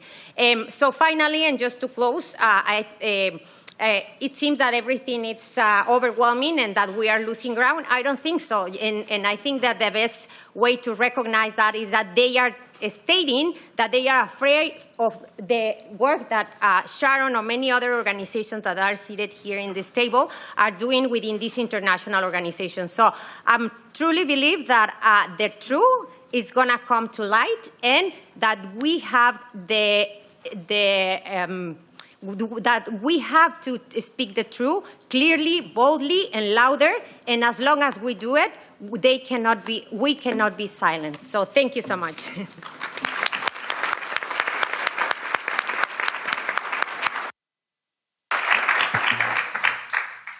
Good afternoon, ladies and gentlemen. My name is Adina Portaru, and I'm an international human rights lawyer and senior counsel for ADF International, which is a legal organization that defends free speech and other fundamental freedoms. With multiple offices around the world, we're active in more than 100 countries, pursuing litigation and legal advocacy. In the next couple of minutes, I'm going to go deeper into the EU's Digital Services Act, or the DSA, a piece of legislation that represents one of the most dangerous threats to freedom of expression online in the Western world today. The DSA is presented as an effort to create a safe environment online. That language sounds reassuring. But when we look beyond the slogans and examine how the DSA actually works, a different picture emerges. In practice, the DSA establishes a far-reaching online censorship regime, not only within the European Union, but with legal consequences that extend far beyond Europe's borders. Let me explain why. At the heart of the DSA is an obligation placed on very large online platforms such as X, Meta, or Google to remove what the law calls illegal content. Failure to do so can result in massive fines of up to 6% of the global annual turnover of a company. That can be billions, so we're not speaking about mere small fines, but potentially crippling sums. And this raises a critical question. What exactly is illegal content? Article 3H of the DSA mentions that illegal content is, according to the law, anything that is not in compliance with EU law or the law of any member state, now or at any point in the future. So let me repeat that. Illegal content is anything that is not in compliance with EU law or any law of any member state of the European Union, now or tomorrow or in 1 month or in 1 year. This definition is extraordinarily broad. It creates a lowest common denominator of censorship because it allows the most speech-restrictive laws in any EU member state to be effectively exported outside the European Union. Laws that would otherwise remain national, some of which are deeply hostile to free expression, now become enforceable through a single EU-level regulatory framework. Let's look at Germany, where it is illegal to insult a politician. If a content creator in the US, in Chile, or in Argentina is going to post a satire, a video, a Babylon Bee type of tweet, then that content may be deleted as illegal content in Germany, but not only in Germany, but through the DSA potentially in the whole world. So you'll not be able to see it even though it happens outside the European Union. The problems do not stop here. The DSA also requires platforms to identify and mitigate so-called systemic risks. These include alleged negative effects on civic discourse, electoral processes, public health, and gender-based violence. In parallel, codes of conduct require platforms to address disinformation, abuse of information, information manipulation, a lot of very vague terms that Nadine mentioned before and that are void of legal terms. These are expansive and indeterminate concepts. They lack legal precision and grant regulators enormous discretion. When such vague standards are backed by enormous financial penalties, the result is clear: over-censorship. Companies are given every incentive to remove lawful but controversial speech, and no incentive to keep speech and to protect it. Under the DSA, enforcement power is heavily centralized in the hands of the European Commission. The Commission investigates, prosecutes, adjudicates, and punishes, often with limited judicial oversight at the early stages. In effect, the Commission combines roles that in a constitutional system committed to the rule of law are normally kept separate. We have already seen how this power has been used. The recent fine imposed to X is a clear illustration of how the Commission has positioned itself as the arbiter of truth and acceptable speech. In addition to fines, the Commission can restrict access to a platform within the EU and, in extreme cases, suspend a platform's operation altogether.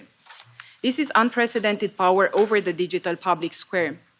And to understand what kind of speech is at risk, consider the case of Päivi Räsänen, a Finnish member of the parliament and long-standing client of our organization, ADF International. More than 6 years ago, Päivi posted a Bible verse on social media and peacefully expressed her Christian views. For that, she was prosecuted for alleged hate speech. She was unanimously acquitted at the first 2 courts, but her case is now pending before the Finnish Supreme Court. It has not yet come to an end.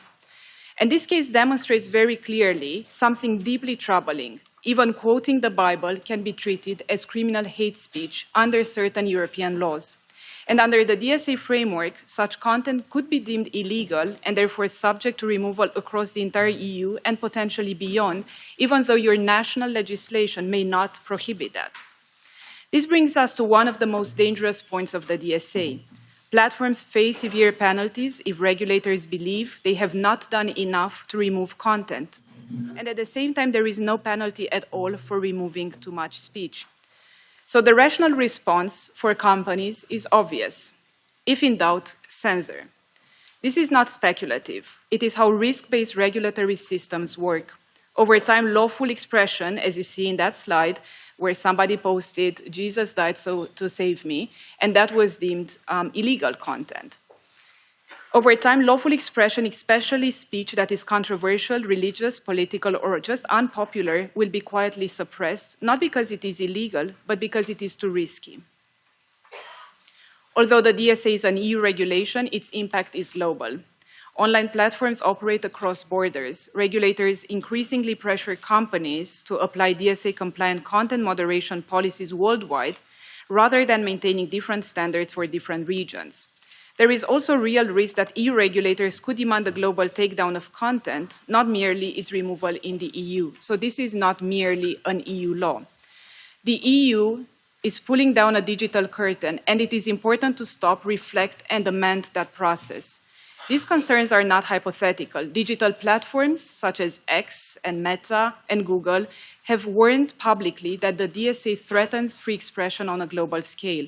The United States ambassador to the EU, together with European NGOs, have likewise expressed concern about the impact of the DSA on free speech. And in last October, more than 100 free speech experts, academics, lawyers, and many politicians that have been gathering today as well, signed a letter organized by ADF International and sent to the European Commission. The letter warned of the DSA's serious implications for freedom of expression and urged the Commission to consult free speech experts as part of the formal review process. That review to take place in November of last year, and unfortunately the European Commission completely ignored these concerns, and by doing so it missed a crucial opportunity to correct course and ensure that the DSA complies with freedom of expression.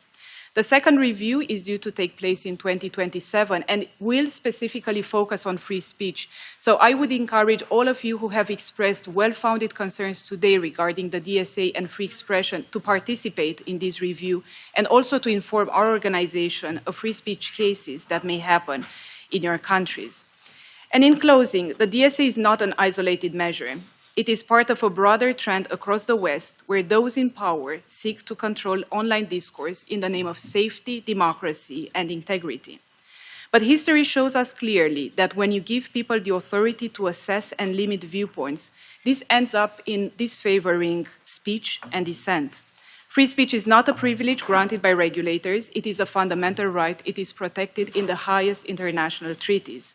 Citizen speech should not be treated as risks to be mitigated, but as fundamental freedom to be cherished. Thank you.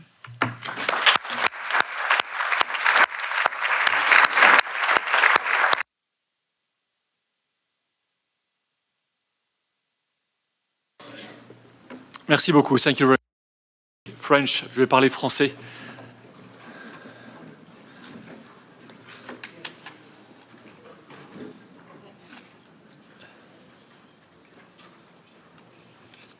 On nous a demandé.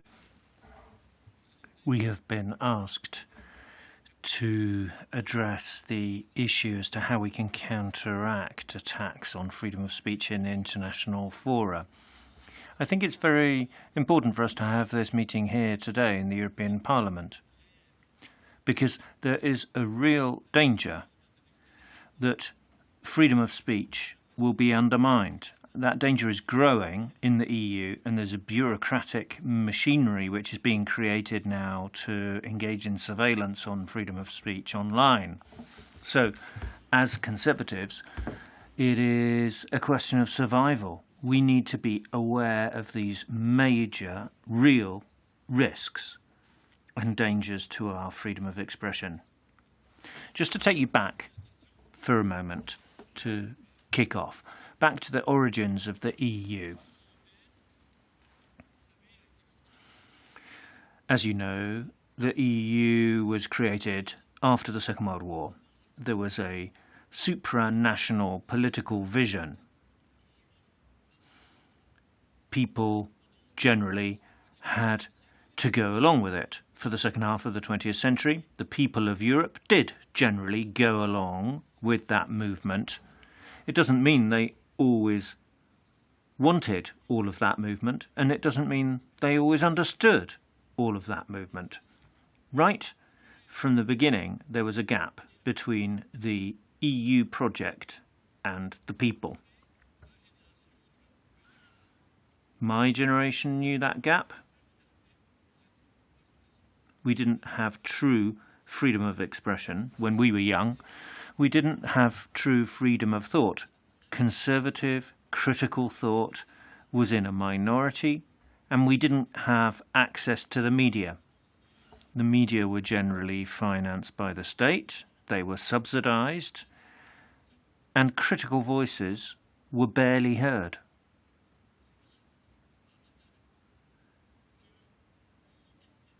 It's only with the advent of the internet that we gained freedom of expression in our lives. It's only thanks to the internet that we could find each other, talk to each other, and talk to ordinary people.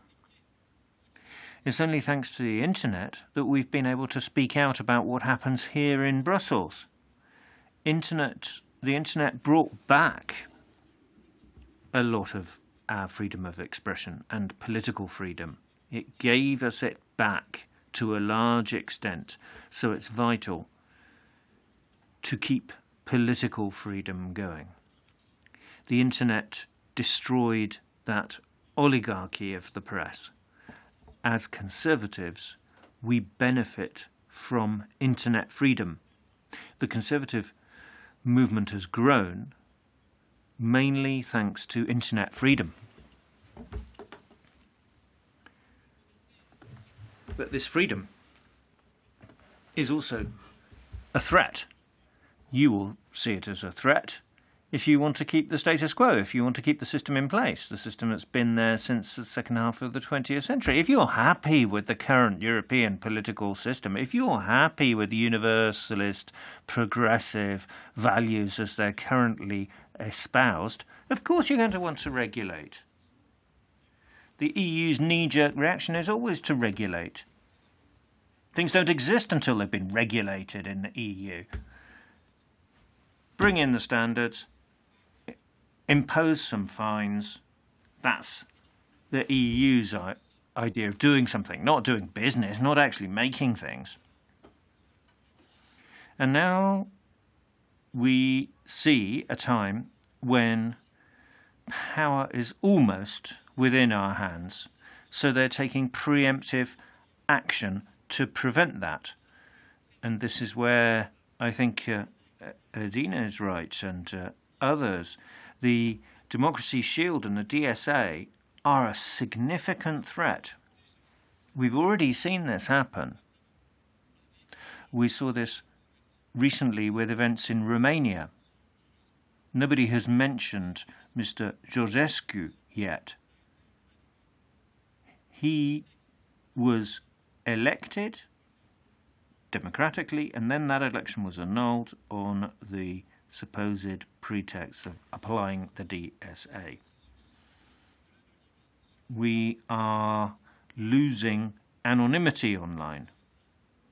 And beyond the DSA, this leads to further questions as to what kind of mentality is in place here in Brussels for freedom of expression. You will have heard of the Swiss and French nationals, Mrs. Barrot and Beau, who were subject to EU sanctions because of their pro-Russia opinions.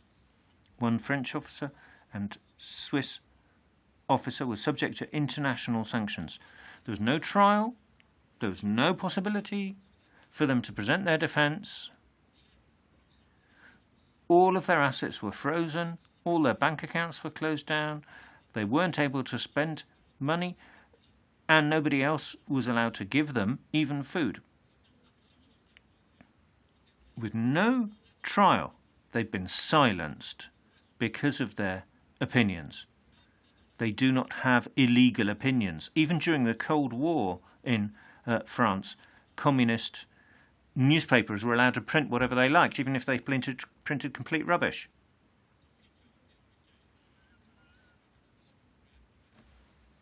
So that's the kind of contradiction that the European Commission is entering now in terms of freedom of expression. What happened to those two individuals is extremely serious.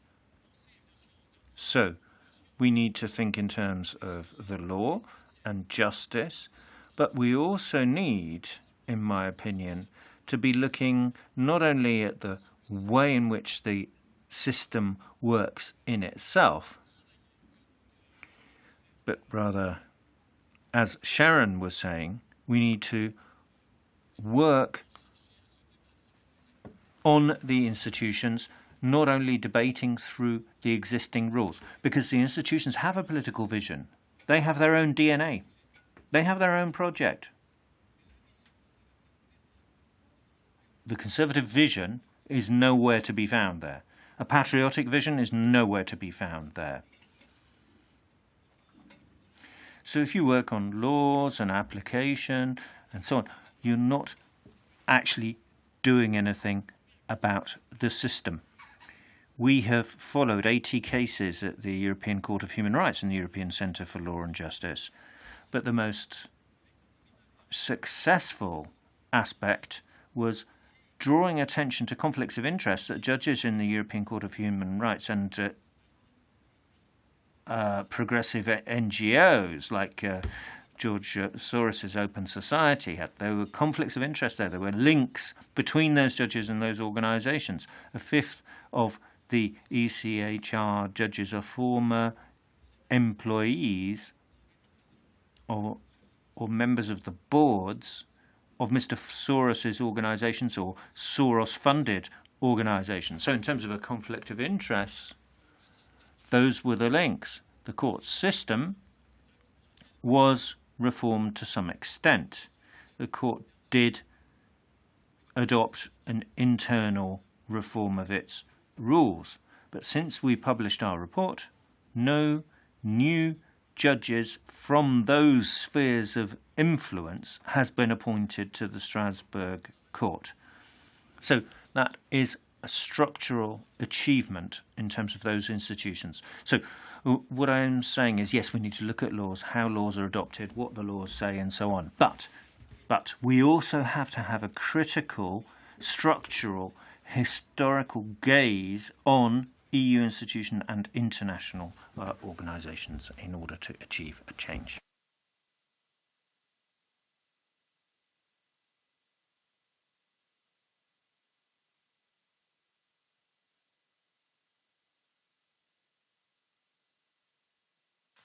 Okay, thank you all for those insightful comments.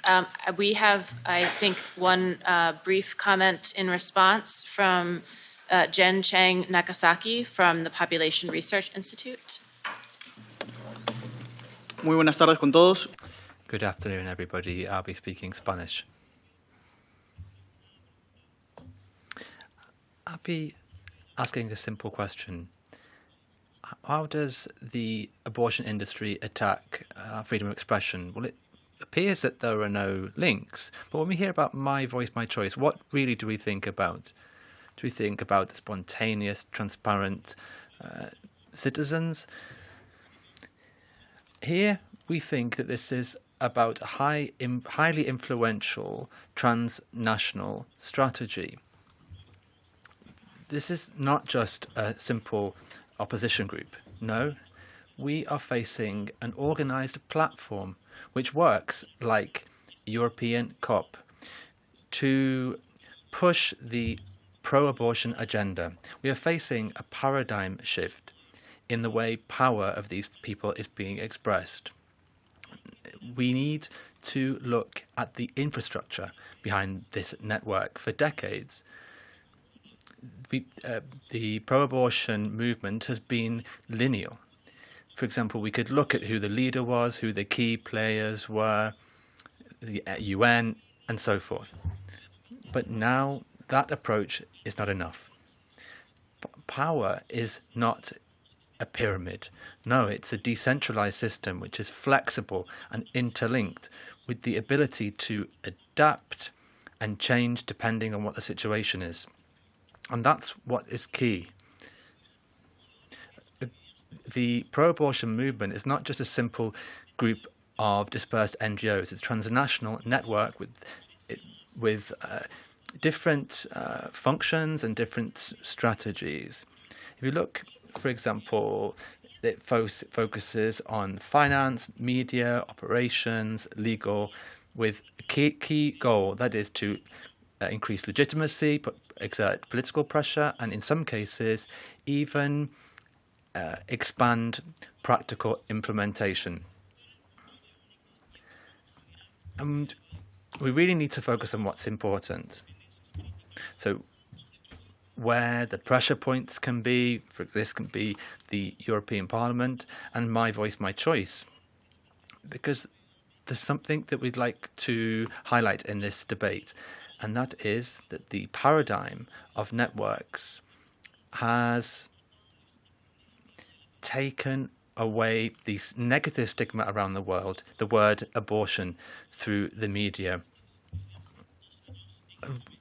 We've been looking at the situation in Ibero-America in the past 2 years, and we've seen organizations such as Family Planning, which has cultural dominance and has a significant amount of influence in many contexts. In some cases, they are even close to national legislators. Now, I'd like to invite you to download our reports. These reports aren't simply just opinions from us. No, it's what they say about themselves. They don't hide the fact that they want to promote abortion. We have raised our voices, and we are here at events like this. And they try to cancel them, as the activists from My Voice, My Choice tried to do. The information that they've published is more and more difficult to obtain and more scarce. We will continue raising our voice so that we can continue making progress in this debate and promoting the issue. Thank you.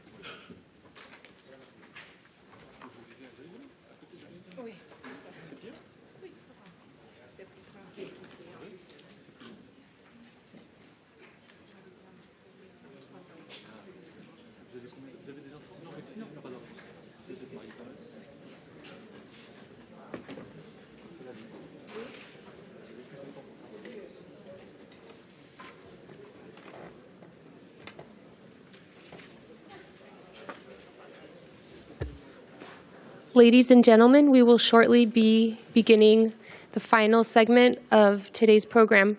We invite you to remain seated, and if you're not seated, to take a seat.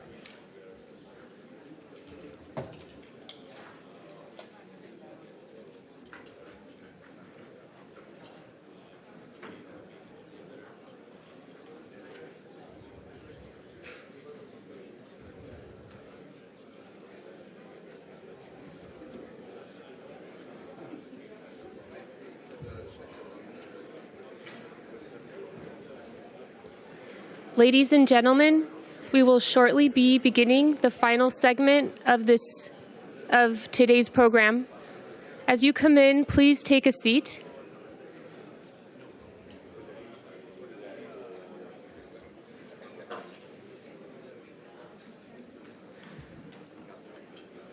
Estamos a punto de empezar el último. We're about to start the last section of this summit.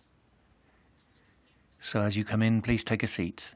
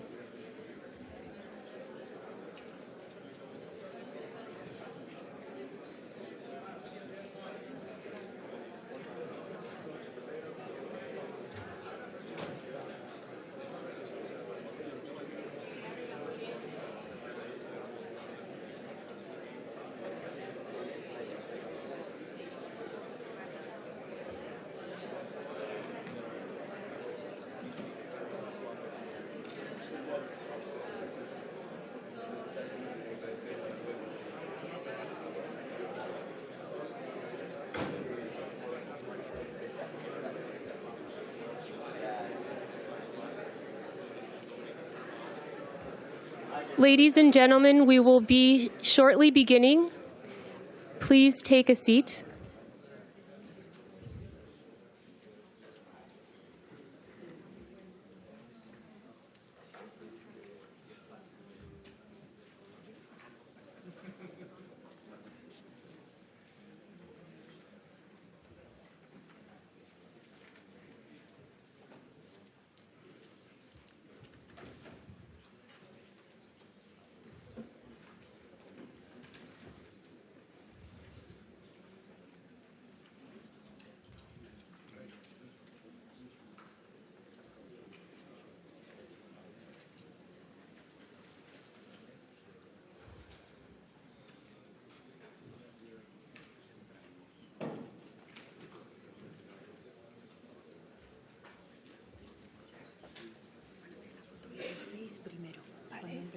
Perfecto.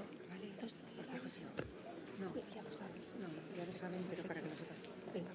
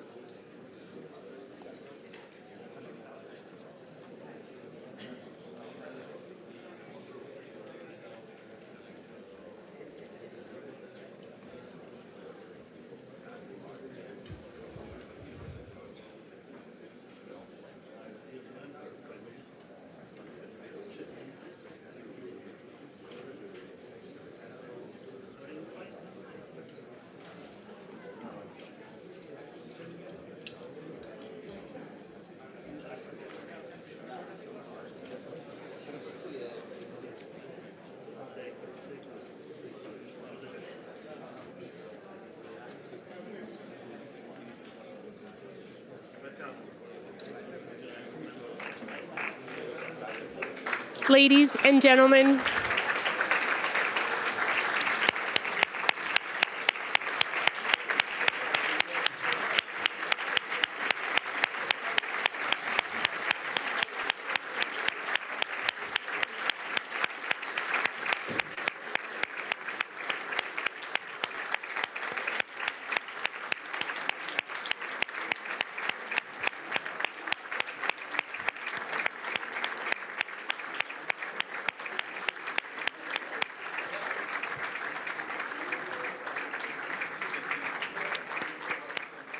ladies and gentlemen, we have the great honor of welcoming the former president of the Political Network for Values and the man who has been elected to the presidency of the Republic of Chile with the highest number of votes cast in the history of the country. Ladies and gentlemen, the president-elect of the Republic of Chile.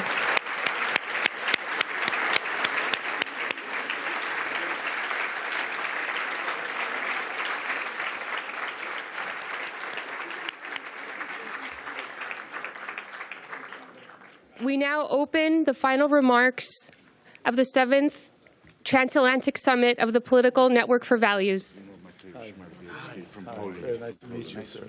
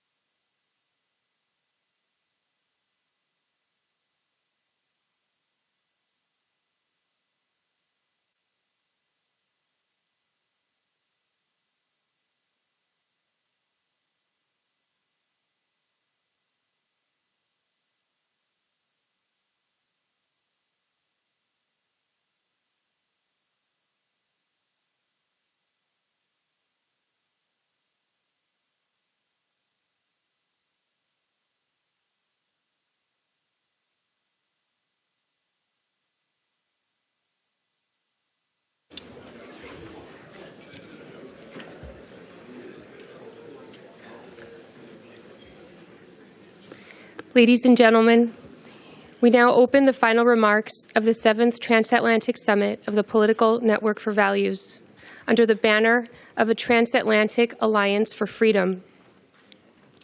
We will be hearing from leading members of the European Parliament, the President of the Party of the European Conservatives and Reformists, the President of the Party of Patriots for Europe, and the President-elect of the Republic of Chile, together with the current president of the Political Network for Values, followed by the young leaders of the Political Network for Values.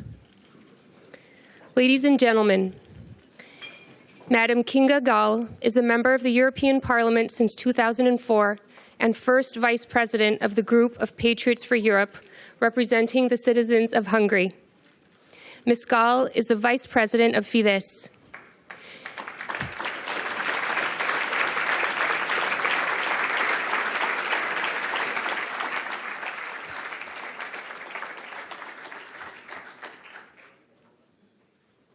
Thank you. President-elect Kast, President Morawiecki, President Abascal, dear friends, it's an honor to stay here today with such a distinguished leaders and to be surrounded by so many friends from all over the world. Welcome. I don't know why is it not on. Now? Maybe somebody can help me? It's better? Okay, maybe it's just it has to be closer. So let me begin congratulating my dear friend José Antonio Cast on his historic victory. Your victory is an important victory of common sense for patriots and conservatives worldwide, and above all, for the Chilean people. I am certain that you will accomplish great things as president, and I wish you every success, dear José Antonio. Another longtime friend, Mr. Santiago Abascal, is someone with whom we work closely, both through Vox-Fidesz cooperation and in the leadership of the Patriots Party. He is leading the combat against the woke, left-wing government and the fight against illegal migration for the Reconquista. He represents great hope for Spain. It is no coincidence that Vox is getting stronger. We hope you will be in government soon. We European patriots support you, Santiago. And last but not least, we have with us Minister Mateusz Morawiecki, another old friend. As the saying goes, Poland and Hungary, two good friends. Today, the Tusk government is trampling the rule of law and taking political revenge on conservative opponents. Hungary stands with Poland as we have always supported each other, no matter how some try to undermine it. Our alliance cannot be broken. And this is equally true on the level of the European parties and between our groups in the European Parliament. You are a key ally in our fight, Mateusz. I would also like to say a special thanks to my dear colleague, Mr. Steven Bartulica, President of the Political Network for Values. It is symbolically important what you did today for our common cause, and also the tireless engine and soul of the network, Mrs. Lola Velarde. Thank you for organizing this summit, for bringing us together once again. Great job.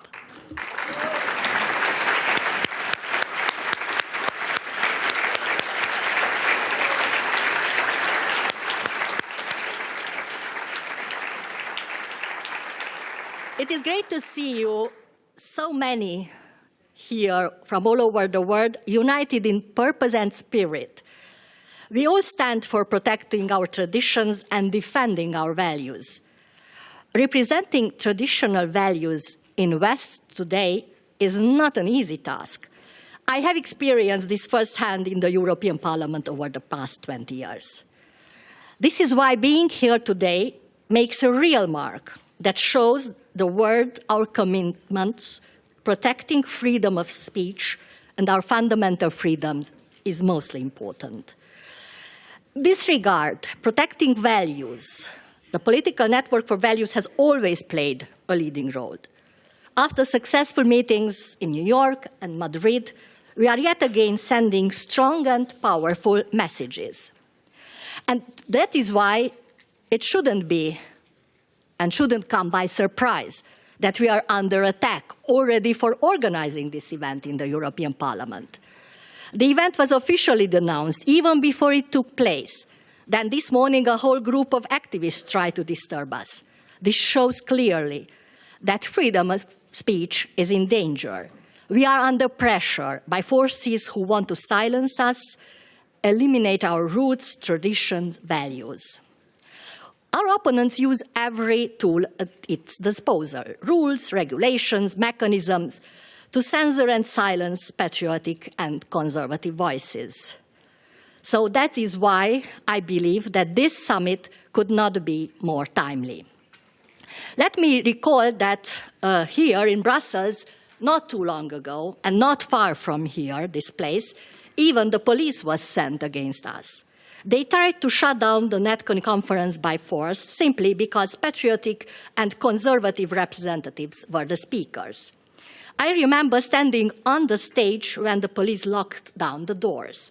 I felt like in communist times. We Hungarians know these scenes too well. It was shocking that this could happen in our days in Brussels, the so-called capital of European democracy. Just last week, though, and it's important, the court ruled with a precedent-setting judgment that freedom of assembly cannot be restricted on ideological grounds. This is a victory for all of us. The battle for the soul of Europe is underway. And in this battle, we patriots and conservatives stand on the same side. We do not agree on everything, and this is normal. But what unites us is far greater than what separates us. This is exactly why they fear us and try to divide us, because they know that when we stand together, we are stronger. Our voice is stronger. Our influence is stronger day by day. Dear friends, we want to protect real freedoms, fundamental rights, human dignity. We reject any attempt to limit or redefine these freedoms. But it is not enough to reject enforced ideologies being imposed on us. We must strengthen the voice of common sense, new weight in political debates and decision-making. I believe that the formation of the Patriots Group and the Patriots Party was a huge step in this regard. Our aim is to bring change and restore common sense in European politics. A new approach is needed, an intellectual refresh.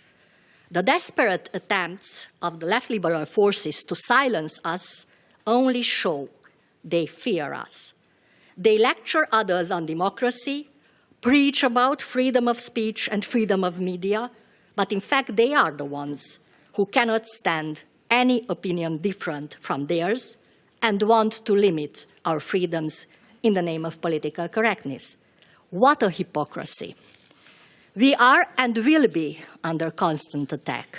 If they cannot win over patriot politicians in elections, they try to use the judiciary to exclude us from politics.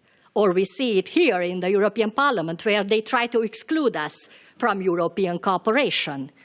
This is a political attack on democracy and pluralism itself. We Hungarians have been putting up with this constant pressure for more than 15 years now, because we say no to the Brussels diktats. We support peace instead of war, common sense instead of woke ideology, families instead of mass migration, by implementing the most comprehensive family support system. This is why they attack us, Hungarians. This is why they attack us, patriots. But they will not silence tens of millions of Europeans whom we represent. Dear friends, thankfully, as this summit shows, we have many allies and friends across the world who share a common mission. And this is why gatherings like this, that bring together like-minded right-wing Christian decision-makers, are so important. We have the duty to preserve and foster those never-failing values and to transmit these to our children's generation. As a matter of fact, I'm personally committed to this cause. The majority of the people are with us. And if so many are with us, then God is also with us. This gives us optimism and strength. As Vice President of Fidesz and the Patriots, I can assure you that we will keep fighting for these values and do our utmost to make our cause prevail. May God bless us all and provide each of us the daily courage to stand strong and to keep fighting the battles, even in the face of constant headwinds. Thank you.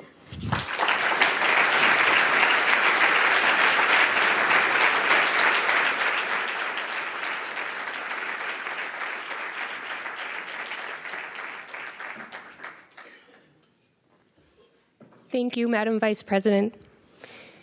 Mr. Morawiecki, banker, politician, and from 2017 to 2013, Prime Minister of Poland. He is the president of the Party of European Conservatives and Reformists and a member of the Law and Justice Party. Previously, he was CEO of Bank Zachodni, WBK, now part of Santander Bank, Polska. Mr. Morawiecki.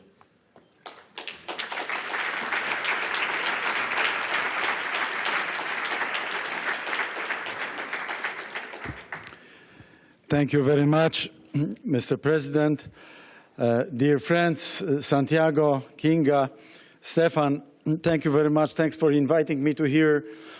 Well, like I was thinking how to start, and I think that to defend the freedom of speech which was born in Western civilization and was based on Christian rules, we first have to defend the free world, and we have to be able to defend the West as such. And it is in that context that I would like to present a concept of economic NATO in front of you. And this is very timely because we are in the middle of a very thorny discussion between the United States and the European Union. And even today I had many interviews and I was asked many times, how come I can present a platform of collaboration if we are so much falling apart from each other, the United States and the European Union? And I'm replying to this that this is exactly the moment where we have to find some common denominator for all of us, and the economic NATO can be one, can be such.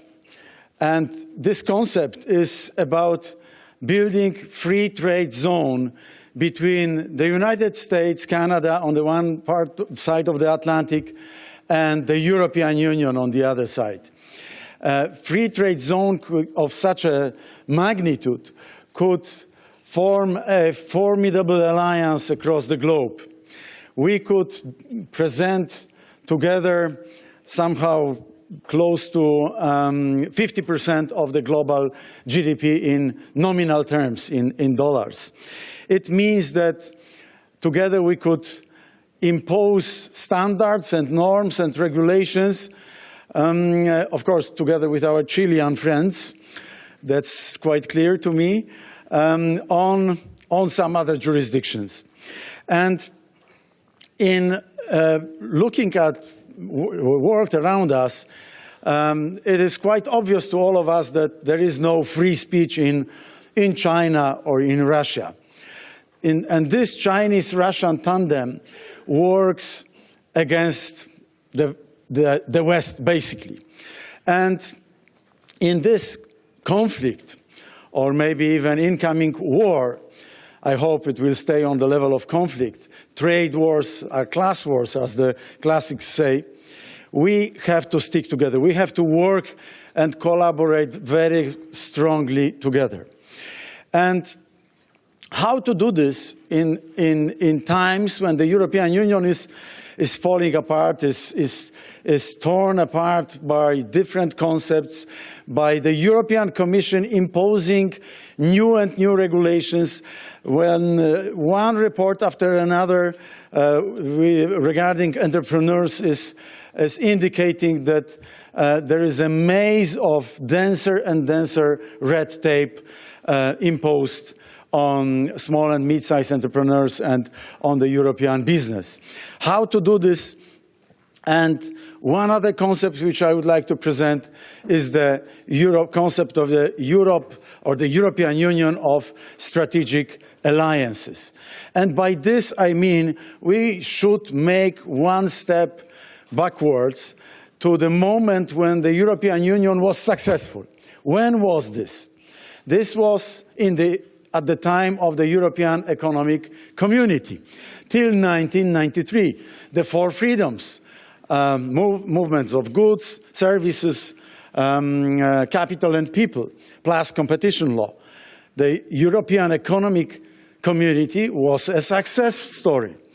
But the moment the European Commission started to superimpose new areas on all the member states, it was the moment when the European Union started to fall into insignificance. And it's much better to make this step back to the level of four freedoms and to enable to agree on Europe of strategic alliances, which means that if some countries have vested interest in harmonizing their policies around this or that topic, this or that area, let them do this. I can give you a couple of examples. Like the countries of eastern flank of NATO have a vested interest in fending off Russia. So we want to collaborate with each other very, very closely. But it's not very strange to me that my Spanish friends or Portuguese friends are not so much interested in spending more and more billions of euros on defending eastern flank of NATO. It's a vital interest of Poland, Finland, Sweden, the Czech Republic, Romania, in future Ukraine, and Turkey as well. This is why I said about the economic NATO. Turkey is part of NATO. We could unite, we could find a common denominator and a better platform for economic and trade collaboration. And this is a positive example, Europe of strategic alliances, the European Union of strategic partnerships. I can give you a negative one, the Migration Pact. There are some countries, in particular our Western neighbors, Germany, which started this Willkommenskultur. Wir schaffen das. Come to Germany. And through this, come to the rest of Europe. But we don't want it in Poland. And during the time when I was Prime Minister, we have not allowed illegal migrants to be transported into Poland, to be pushed through Lukashenko and Putin through eastern Polish-Belarusian border. And we have been able to defend Poland vis-à-vis the illegal migration, which is not the case in the other countries of the European Union. But if there are some other countries, like, let's say, Germany, I don't want to pinpoint and to pick any other member state, but I can imagine that for some countries, this policy of being very open for illegal migrants can be acceptable. Let them make this experiment. This is at their peril, at their risk. I don't want to make this experiment on Poland, based on Poland. And many other member states don't want it either. This is why we should not be forced by the European Commission to take this one-size-fits-all approach from the central bureaucratic institutions coming out of Brussels. We should be able and capable of forming alliances on those matters, by the way, based on subsidiarity clause and proportionality clause. We should be able to form those alliances in the areas which are so important for the rest, for this group, for this or that group of the member states in each particular matter. And this is why both concepts are based on common sense. And we, the Republicans, we, the Conservatives, the patriots of Europe, my political camp, the European Conservatives and Reformists, we are proposing solutions which are based on common sense. We don't want ideological experiments, leftist, liberal, censorship. Like my successor, the current Prime Minister, was able to force through the Parliament new legislation which is basically a censorship on social media. His two officials would be in a position to eliminate any post on Facebook, Twitter, YouTube, and so on, if not veto by Karol Nawrocki, the president of the Republic of Poland. We were that close to censorship in Poland, which I remember from the 80s when I was young, solidarity fighter for freedom and for independence of Poland. So let's base our strategy on common sense. Let's base our strategy on the economic NATO, on the Europe of strategic alliances, and on friendship with great guys like Kinga, like Santiago, like our honorable guest from Chile, the new president-elect, and all people of common sense and goodwill across the globe. Thank you very much.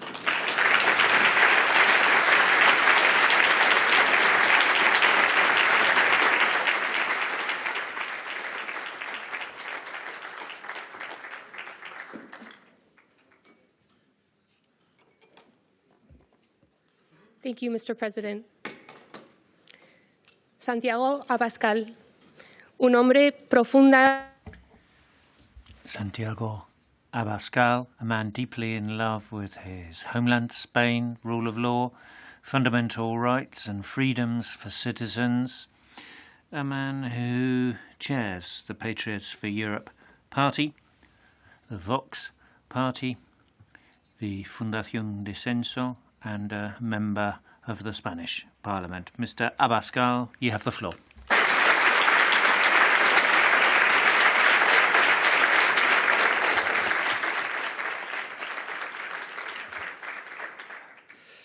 Muy buenas tardes. Good evening. Thank you. Good evening. Thank you all for coming. I'd like to start by thanking the political network of values, Stephen Bartulica and Lola Velarde, for this opportunity. And what a wonderful opportunity to be with a dear friend who has just been so successful in Chile, José Antonio Cast, but also Secretary General of the PFE Group, King Agal, and Mateusz Morawiecki, the President of the ECR Party, two of the most important groups in the European Parliament, the Patriots and the Conservatives. This is about human dignity in Western society. This is what brings us together, our political and religious traditions. And freedom of expression is in our DNA, goes back to Roman law, Greek thought, and Christian spirituality. You can't understand the West and you can't understand Europe without freedom of expression. We were taking freedom of speech for granted. It was only China, North Korea, Venezuela that we had to worry about. We didn't see how they were trying to erode freedom of speech here in the heart of Europe, in the heart of the West, in the United States as well. There's nothing inevitable about this. It's not a historic inevitability that we should lose our freedom. If it had been, we wouldn't only be condemned to that loss of freedom, but look around you. Those who claim to be universalist and progressive are the ones who are losing power now. In Davos and elsewhere, we're beginning to see that people are daring to think differently. They're not going along with this one way of doing things anymore. There are people who with different voices now. Not everybody likes them, but there is a glimmer now of a new kind of debate with Donald Trump, Javier Milei and others. We're seeing a change of direction, standing up for certain principles in society. And that gradual erosion which we had seen in Europe, when we spoke out about it, we saw, for instance, that J.D. Vance spoke out in Munich and said that this was happening in Europe. He spoke up for us, to defend us. And I believe that freedom of speech is going to gain ground again. Are we in a worse situation now than 5 years ago? Javier Milei was in the opposition with 1% of the vote. Giorgia Meloni was in the opposition with low polling. José Antonio Cast has also gone as low as 2% in terms of voting intentions. Biden was in the White House, and he was going after freedom of speech on social media, and multi-millionaires were willing to go along with him and have these kind of witch hunts. Yes, there were parts of the world where things were better. Mr. Morawiecki was in power in Poland, but I believe we have gained ground over the last few years. They used to just do demonization. If you dare to mention protecting the borders, they'll call you xenophobic.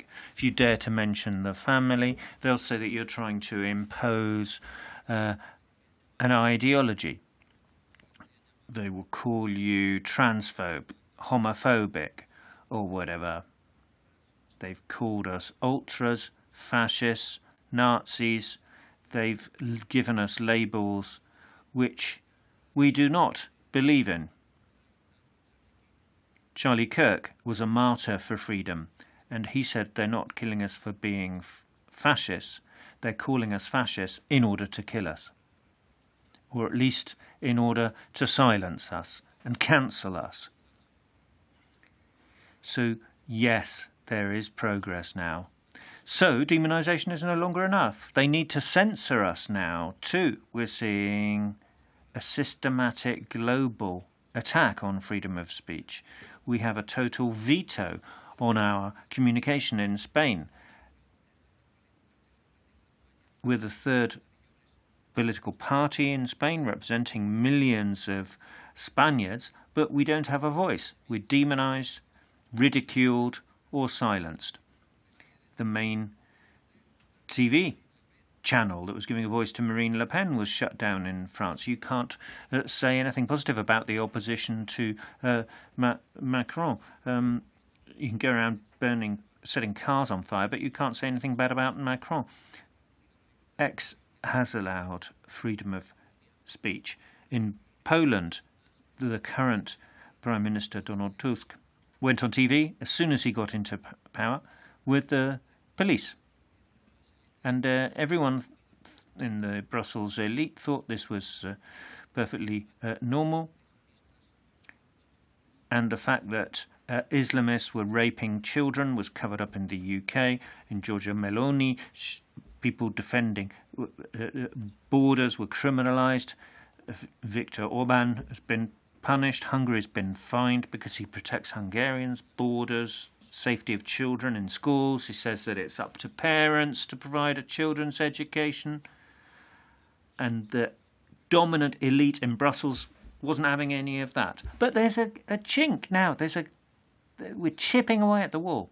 There are millions of people around the world and in Europe who are getting their information from alternative channels now, from social media.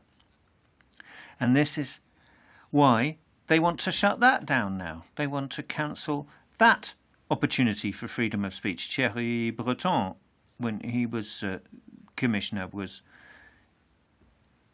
trying to ban the interview between Elon Musk and Donald Trump, but now he won't be allowed into the US because it wants to defend freedom of speech.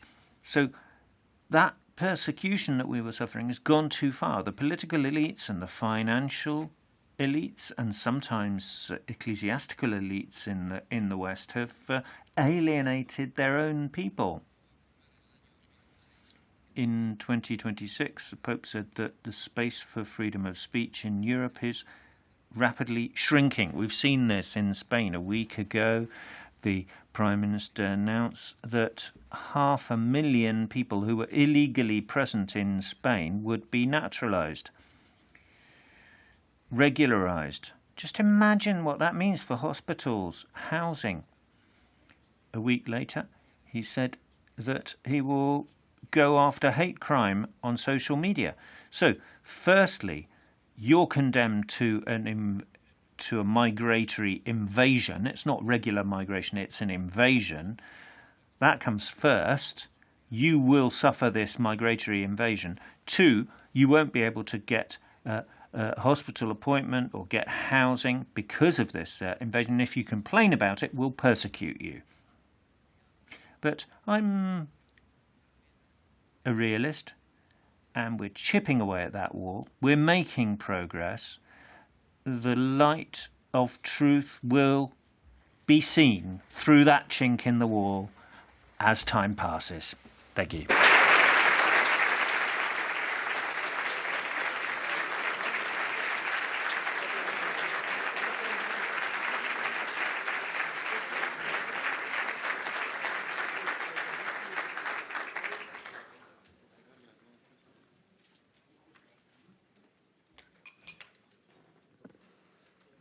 Muchas gracias, señor presidente. Thank you very much. José Antonio Cast, President-elect of the Republic of Chile. Since December 2025, in elections with the highest number of votes in the history of the country. He's the founder and president of the Republican Party of Chile. He's a lawyer. Together with his wife, Pia, who is here with us today, they are the parents of 9 children.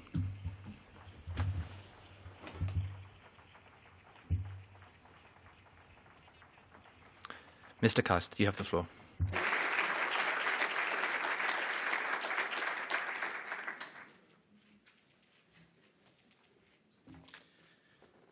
Muy buenas tardes. Good evening. Thank you very much to all of you for being here today.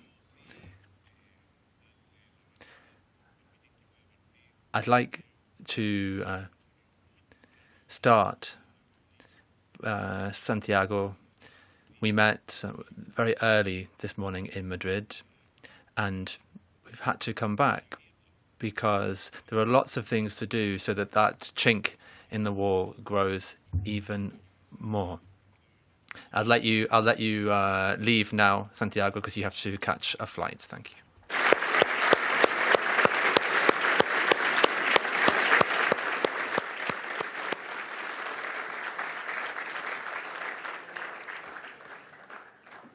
Y quiero decirle que estoy.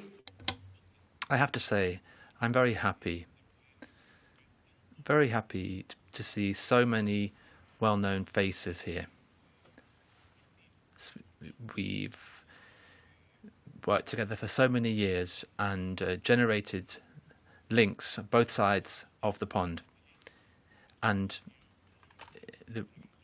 we want to see that alliance between the USA and Europe so that we have an even bigger market for our products. And that unity and that alliance needs to be reflected here in the European Parliament as well. So I'd like to thank the Vice President of the Patriots and the President of the ECR Party for being here together, defending the principles and the values of Western society.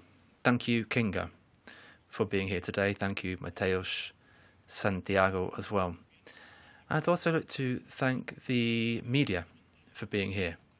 The media is essential to show exactly who we are. And thank you to all our friends on social media who have been following us and who spread our ideas. And thank you very much, Stepo, for heading this fantastic organisation, and Lola Delade as well. She's always hiding so that nobody can see it, but thank you very much to you, and thank you to the whole team, Elena, who is here, Rodrigo, who I can see as well, and Diego, for all of the hard work that you do, and all of the young people who are here from all over the world.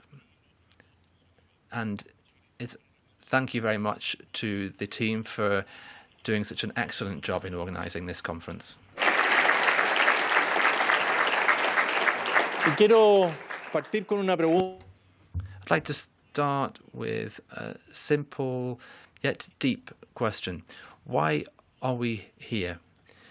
Many of us in our nations tirelessly raise our voices. We're here because we have conviction, because we yearn to implement all of our dreams.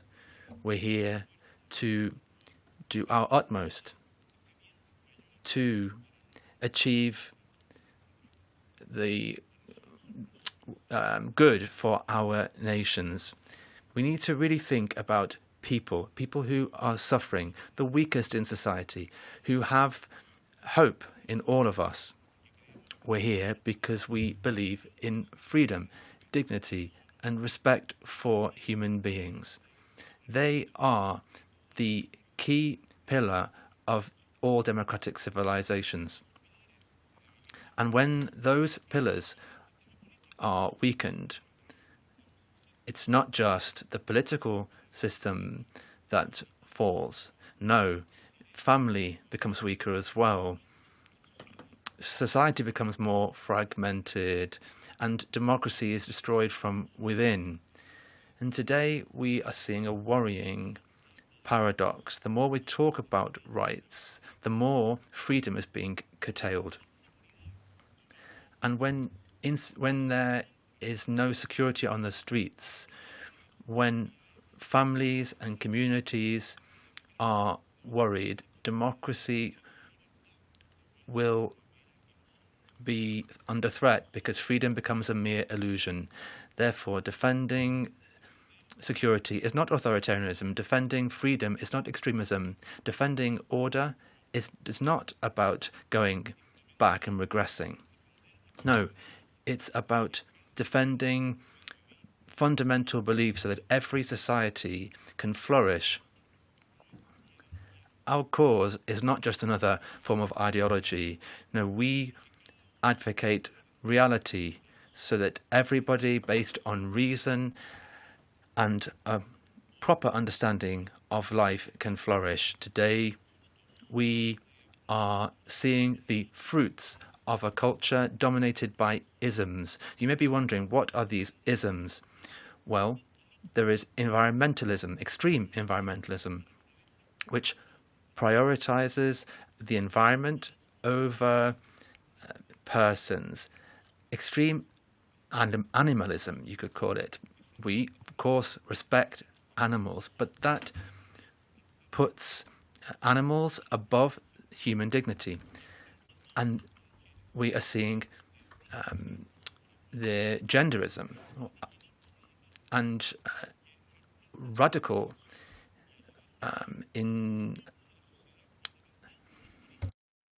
indigenous fight for indigenous people. This is about constant confrontation, and we see this in our nations in South America very clearly. And all these isms and ideological fights don't seek justice. No, they all seek power. Power in the bad sense of the word. They don't seek equality. No, they foster division. They don't want to bolster democracy. No, they want to capture it. And that, in the face of that, our response is not hate or caricature. No, we want to defend human beings and common sense, because we believe in people not as an abstract concept, but as a specific, tangible being. We believe in the family as the ultimate place for our existence, the first place for education and love, and how we learn to relate with one another. We want freedom of expression as well, in which some people don't believe. Some people think they can silence us with protests, for example. They want to deny us our spaces of freedom within democracy. And we defend freedom of expression, even when it's not easy to do so. And this is why we need to have a broad freedom of expression in the media. Education as well. Parents should not be replaced by the state in bringing up their children. We believe in freedom of assembly and worship, because conscience cannot be ruled by those in power. We want a healthy society, but that's not built by imposing culture on people. No, it's through a profound respect for history, for the human condition. And I want to be very clear on this. It's not enough just to resist, as many say. It's not enough just to criticize or denounce, as many say. And it's not enough just to preserve spaces. We need to get involved. We need to influence and win. And that is what is happening in many countries. With that joy, it's not it's ideology. It gets rid of joy. There's always, behind these ideologies, there's always some kind of expression of hate. But I'm never going to disrespect the person who does that, because that person is a human being and deserves dignity. And we need to participate, influence, and also defend our ideas.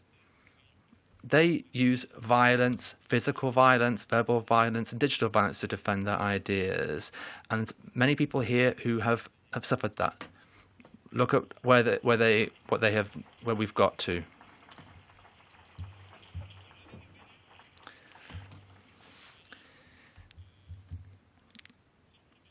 And it's worth thinking about young people. They haven't had the freedom to choose their education, and their surroundings have led them to where they are now. Therefore, we need to understand young people who react with violence. We always show them a proper smile, not an ironic smile, because they haven't yet found their path to transmit the joy that I've always felt, whether it's in politics or elsewhere.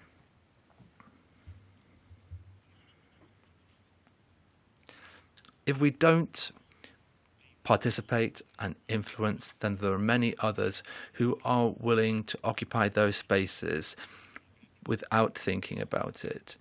They will change laws and everything in their reach to keep themselves in power, and that is what we are fighting. The political network for values, since it was created, Jaime Mayor Reja, who was the first president of the political network for values, understood what's most important. It's not just a cultural battle, it's a political and moral battle as well. And Stefan Bartulica is now running this organization, doing this great work. So thank you to you, Stefan, for dedicating so much time to something. This is not a sacrifice, it's a joy. When a politician says that they are sacrificing a lot for something, they don't believe them. They tell them they should change jobs because that's not how it works. And this battle is something that we need to wage in parliaments, in our nations, as well as in this parliament, in classrooms as well, in the media. We should never refuse to go to the media to defend our ideas. We shouldn't be afraid either, because we have ideas that defend themselves and they don't have that. Also, in society, when we're having debates, we forget about our own families. And so that's also an invitation. The battles that we have outside the family, we need to also do so within our families, because our children are also threatened by what's going on. And then language as well, and we must also be careful not to use disrespectful language.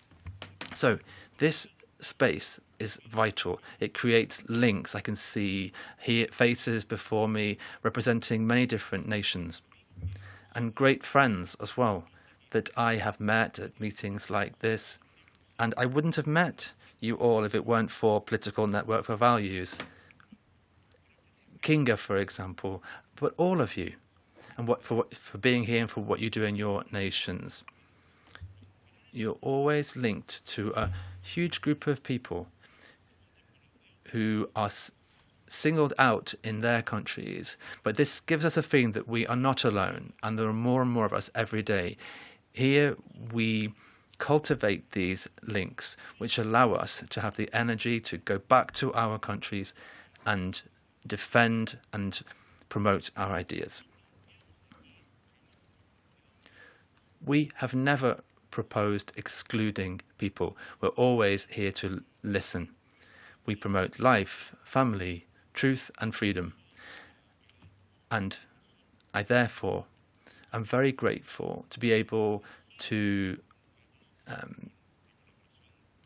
have participated and led for several years together with Lola and her team. So once again, Lola, thank you for your work. And I'm very happy to have been able to do that. Thank you for leading the Political Network of Values. And despite what many say, an organization that defends family and values some people said it didn't have much political future, but this is just the start now. They were wrong.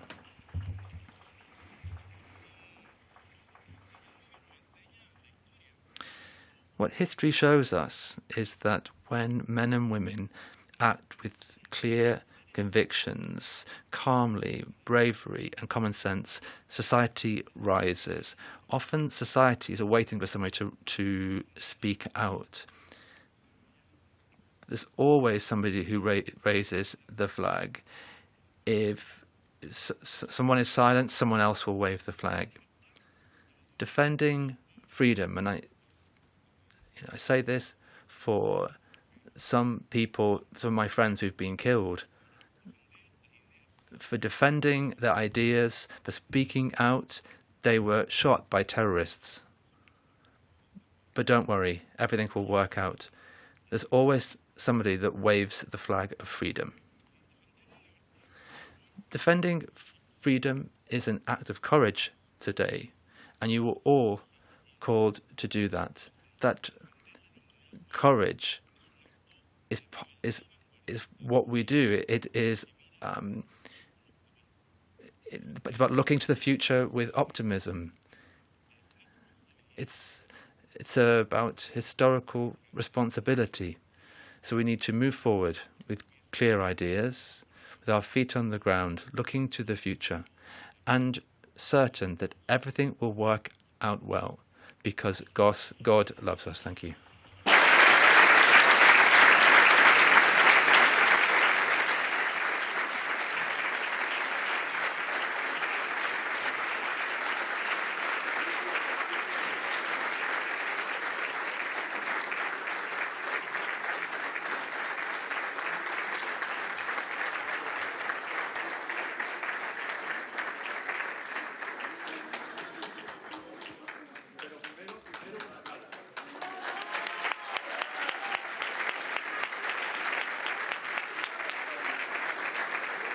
We would like to invite Mr. Bartulica, Mr. Cast, Madam Gal, and Mr. Moravicki for a photo.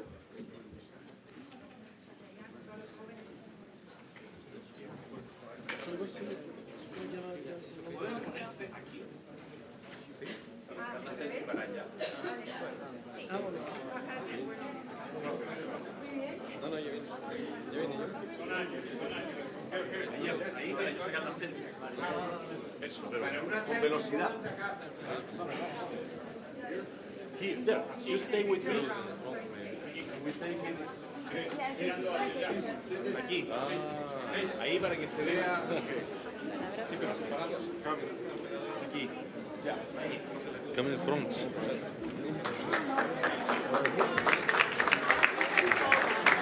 Ay, go.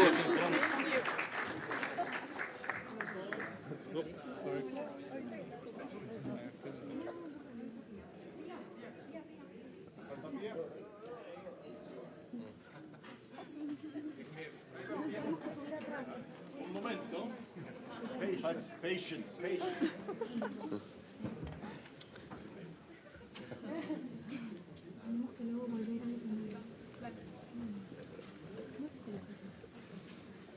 Gracias.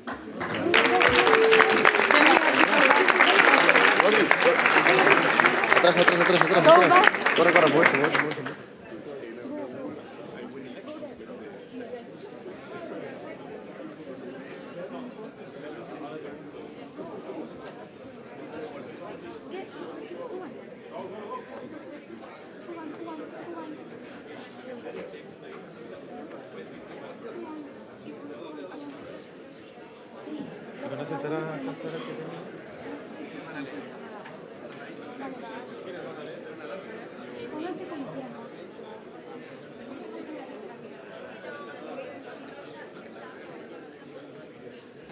Ladies and gentlemen, please be seated. We will now be hearing from the current president of the Political Network for Values.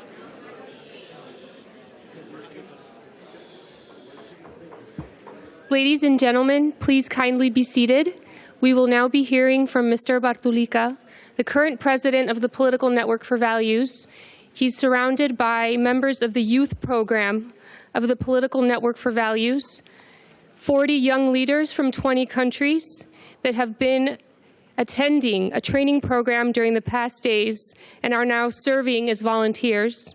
We say serving because we view public service as a service in the common good. Mr. Bartulica is the president of the Political Network for Values. In 2020, he was elected to the Croatian parliament, and in 2024 to the European Parliament, and sits within the group of European conservatives and reformists. He is the founder of the Center for the Renewal of Culture. He received a PhD in political philosophy and ethics from the Pontifical Gregorian University. Mr. Bartulica. Thank you. So thank you very much, Carolina. Thank you. I will be very brief. I said this morning that I would take the opportunity at the end to thank everyone I have to thank. First, I would like to thank Almighty God for all his blessings that he has bestowed on us and bringing us all together today in the European Parliament. Next, of course, Lola Velarde and her team, their tireless work, their perseverance, they're really an inspiring group, and we can't thank them enough. So thank you again, Lola.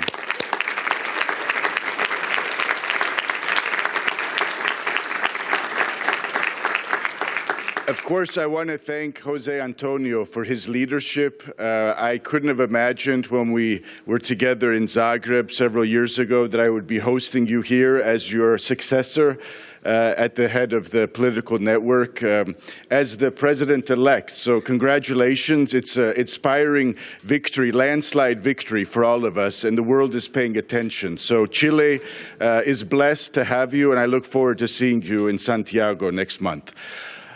Ladies and gentlemen, we've heard many great speeches. Jose Antonio mentioned several isms that we're dealing with today.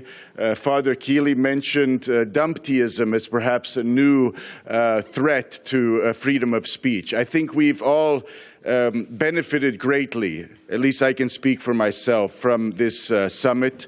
I like to use the example of hobbits from The Lord of the Rings. You know, we're usually under the surface trying to do some good. Today we rose to the surface, to be seen, and we will not be canceled. We will not be bullied or silenced by anyone. We will speak the truth with conviction and above all with charity. We are not opposed to anyone. We have a mission and a duty to raise our voices to protect the natural family, but also unborn children, and we will continue to do that. Finally, thank you to the ECR group, also to the Patriots. I think it's a very good sign, very encouraging that our two groups could come together and collaborate at such a level to do an event. Many times in Europe they find easy excuses why not to collaborate, but that wasn't the case today, and I'm very grateful. So again, thank you all. I wish you to join us for a reception afterwards at the hotel. I think we have much to celebrate, and again, God bless you.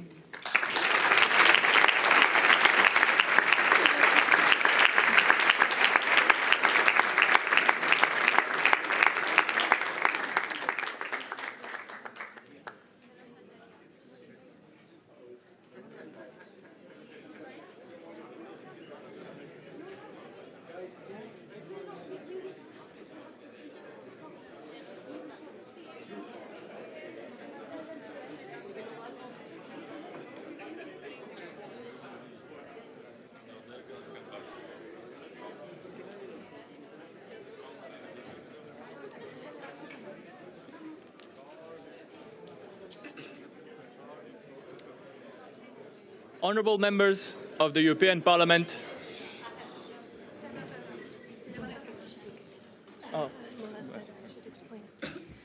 Ladies and gentlemen, as we highlighted earlier, these are participants in the youth program of the Political Network for Values.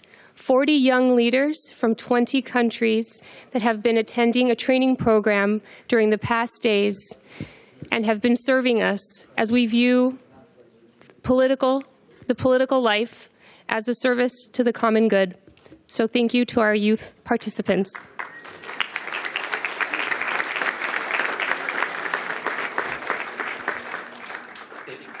honourable members of the European Parliament and present authorities. We, the youth of the 7th Transatlantic Summit held at the European Parliament, in light of the dialogues we have witnessed here, recognize ourselves as united as a generation facing an urgent question. Will the future inherit our silence or our courage? From across continents and contexts, a common thread runs through our experiences. Freedom of expression is at risk. Different realities, same danger. There is a growing gap between the freedom of expression our Constitution and laws proclaim and the actual freedom people experience in our street, public spheres, and media. Even as we speak, many voices are silenced, persecuted, or threatened, and subtle but powerful forms of disguised censorship are also advancing, such as cancel culture, social stigmatization, and the manipulation of language. What is at stake is much more than numbers. It is people. Some are here with us today. Others were silenced, like Charlie Kirk. Today, we make a commitment that their voices will continue to speak through ours. It is for them and for those who will come after us that we respond clearly. We want the future to inherit our courage. We are guided by a shared conviction that the freedom to express one's convictions peacefully and respectfully is not an abstract principle or a mere legal guarantee, but an essential dimension of every human being. It implies recognition of the voice of conscience and the centrality of the search for truth. Freedom of speech is a necessary condition for responsible participation in public life. We commit ourselves to living in truth and exercising our freedom responsibly. We want to build and protect spheres and spaces for dialogue and debate in our communities, universities, workplaces, associations, and digital platforms. Moreover, we commit to forming ourselves and others to speak with solid foundations, respecting our interlocutors, and always seeking to build bridges on what unites us. And today, from this Parliament, we make a fraternal appeal to the policymakers, legislators, and civil leaders here to transform the ties forged or strengthened at this summit into synergies in favor of a public agenda, promoting freedom of conscience, thought, and expression. Promote a roadmap to ensure the effective recognition of freedom of expression, grounded in the best practices and experiences of our continents. Protect freedom of education, and in particular, guarantee that our universities are open spaces where ideas can be exchanged and where free and respectful debates can flourish. Resist restrictive laws and regulations that attempt to limit freedom of conscience, thought, and expression, including those applied to digital platforms. Build a political culture that strengthens freedom of expression and generates channels for civic participation, where speech and dialogue occupy a central space. We choose courage over silence, to honor those who came before us, and to take responsibility for protecting those who will come after us. We choose freedom as a task and embrace, as you do, the sanity of life, the centrality of family, and the fundamental freedoms. From Brussels, we offer this declaration not as a closing statement, but as the beginning of a joint effort to build a future in which freedom of expression is not only written into our laws, but is lived and springs from the hearts of our peoples. Our voice and our commitment will forge the new era that is dawning. Thank you so much. God bless you all. Let's keep the fight.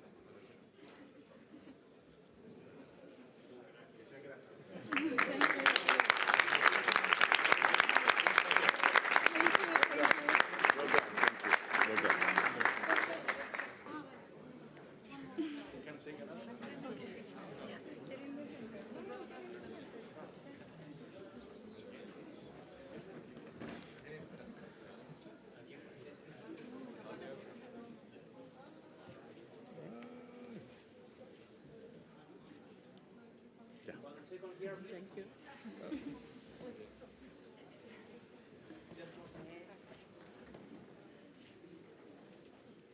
I'm here. Yes, I'm here.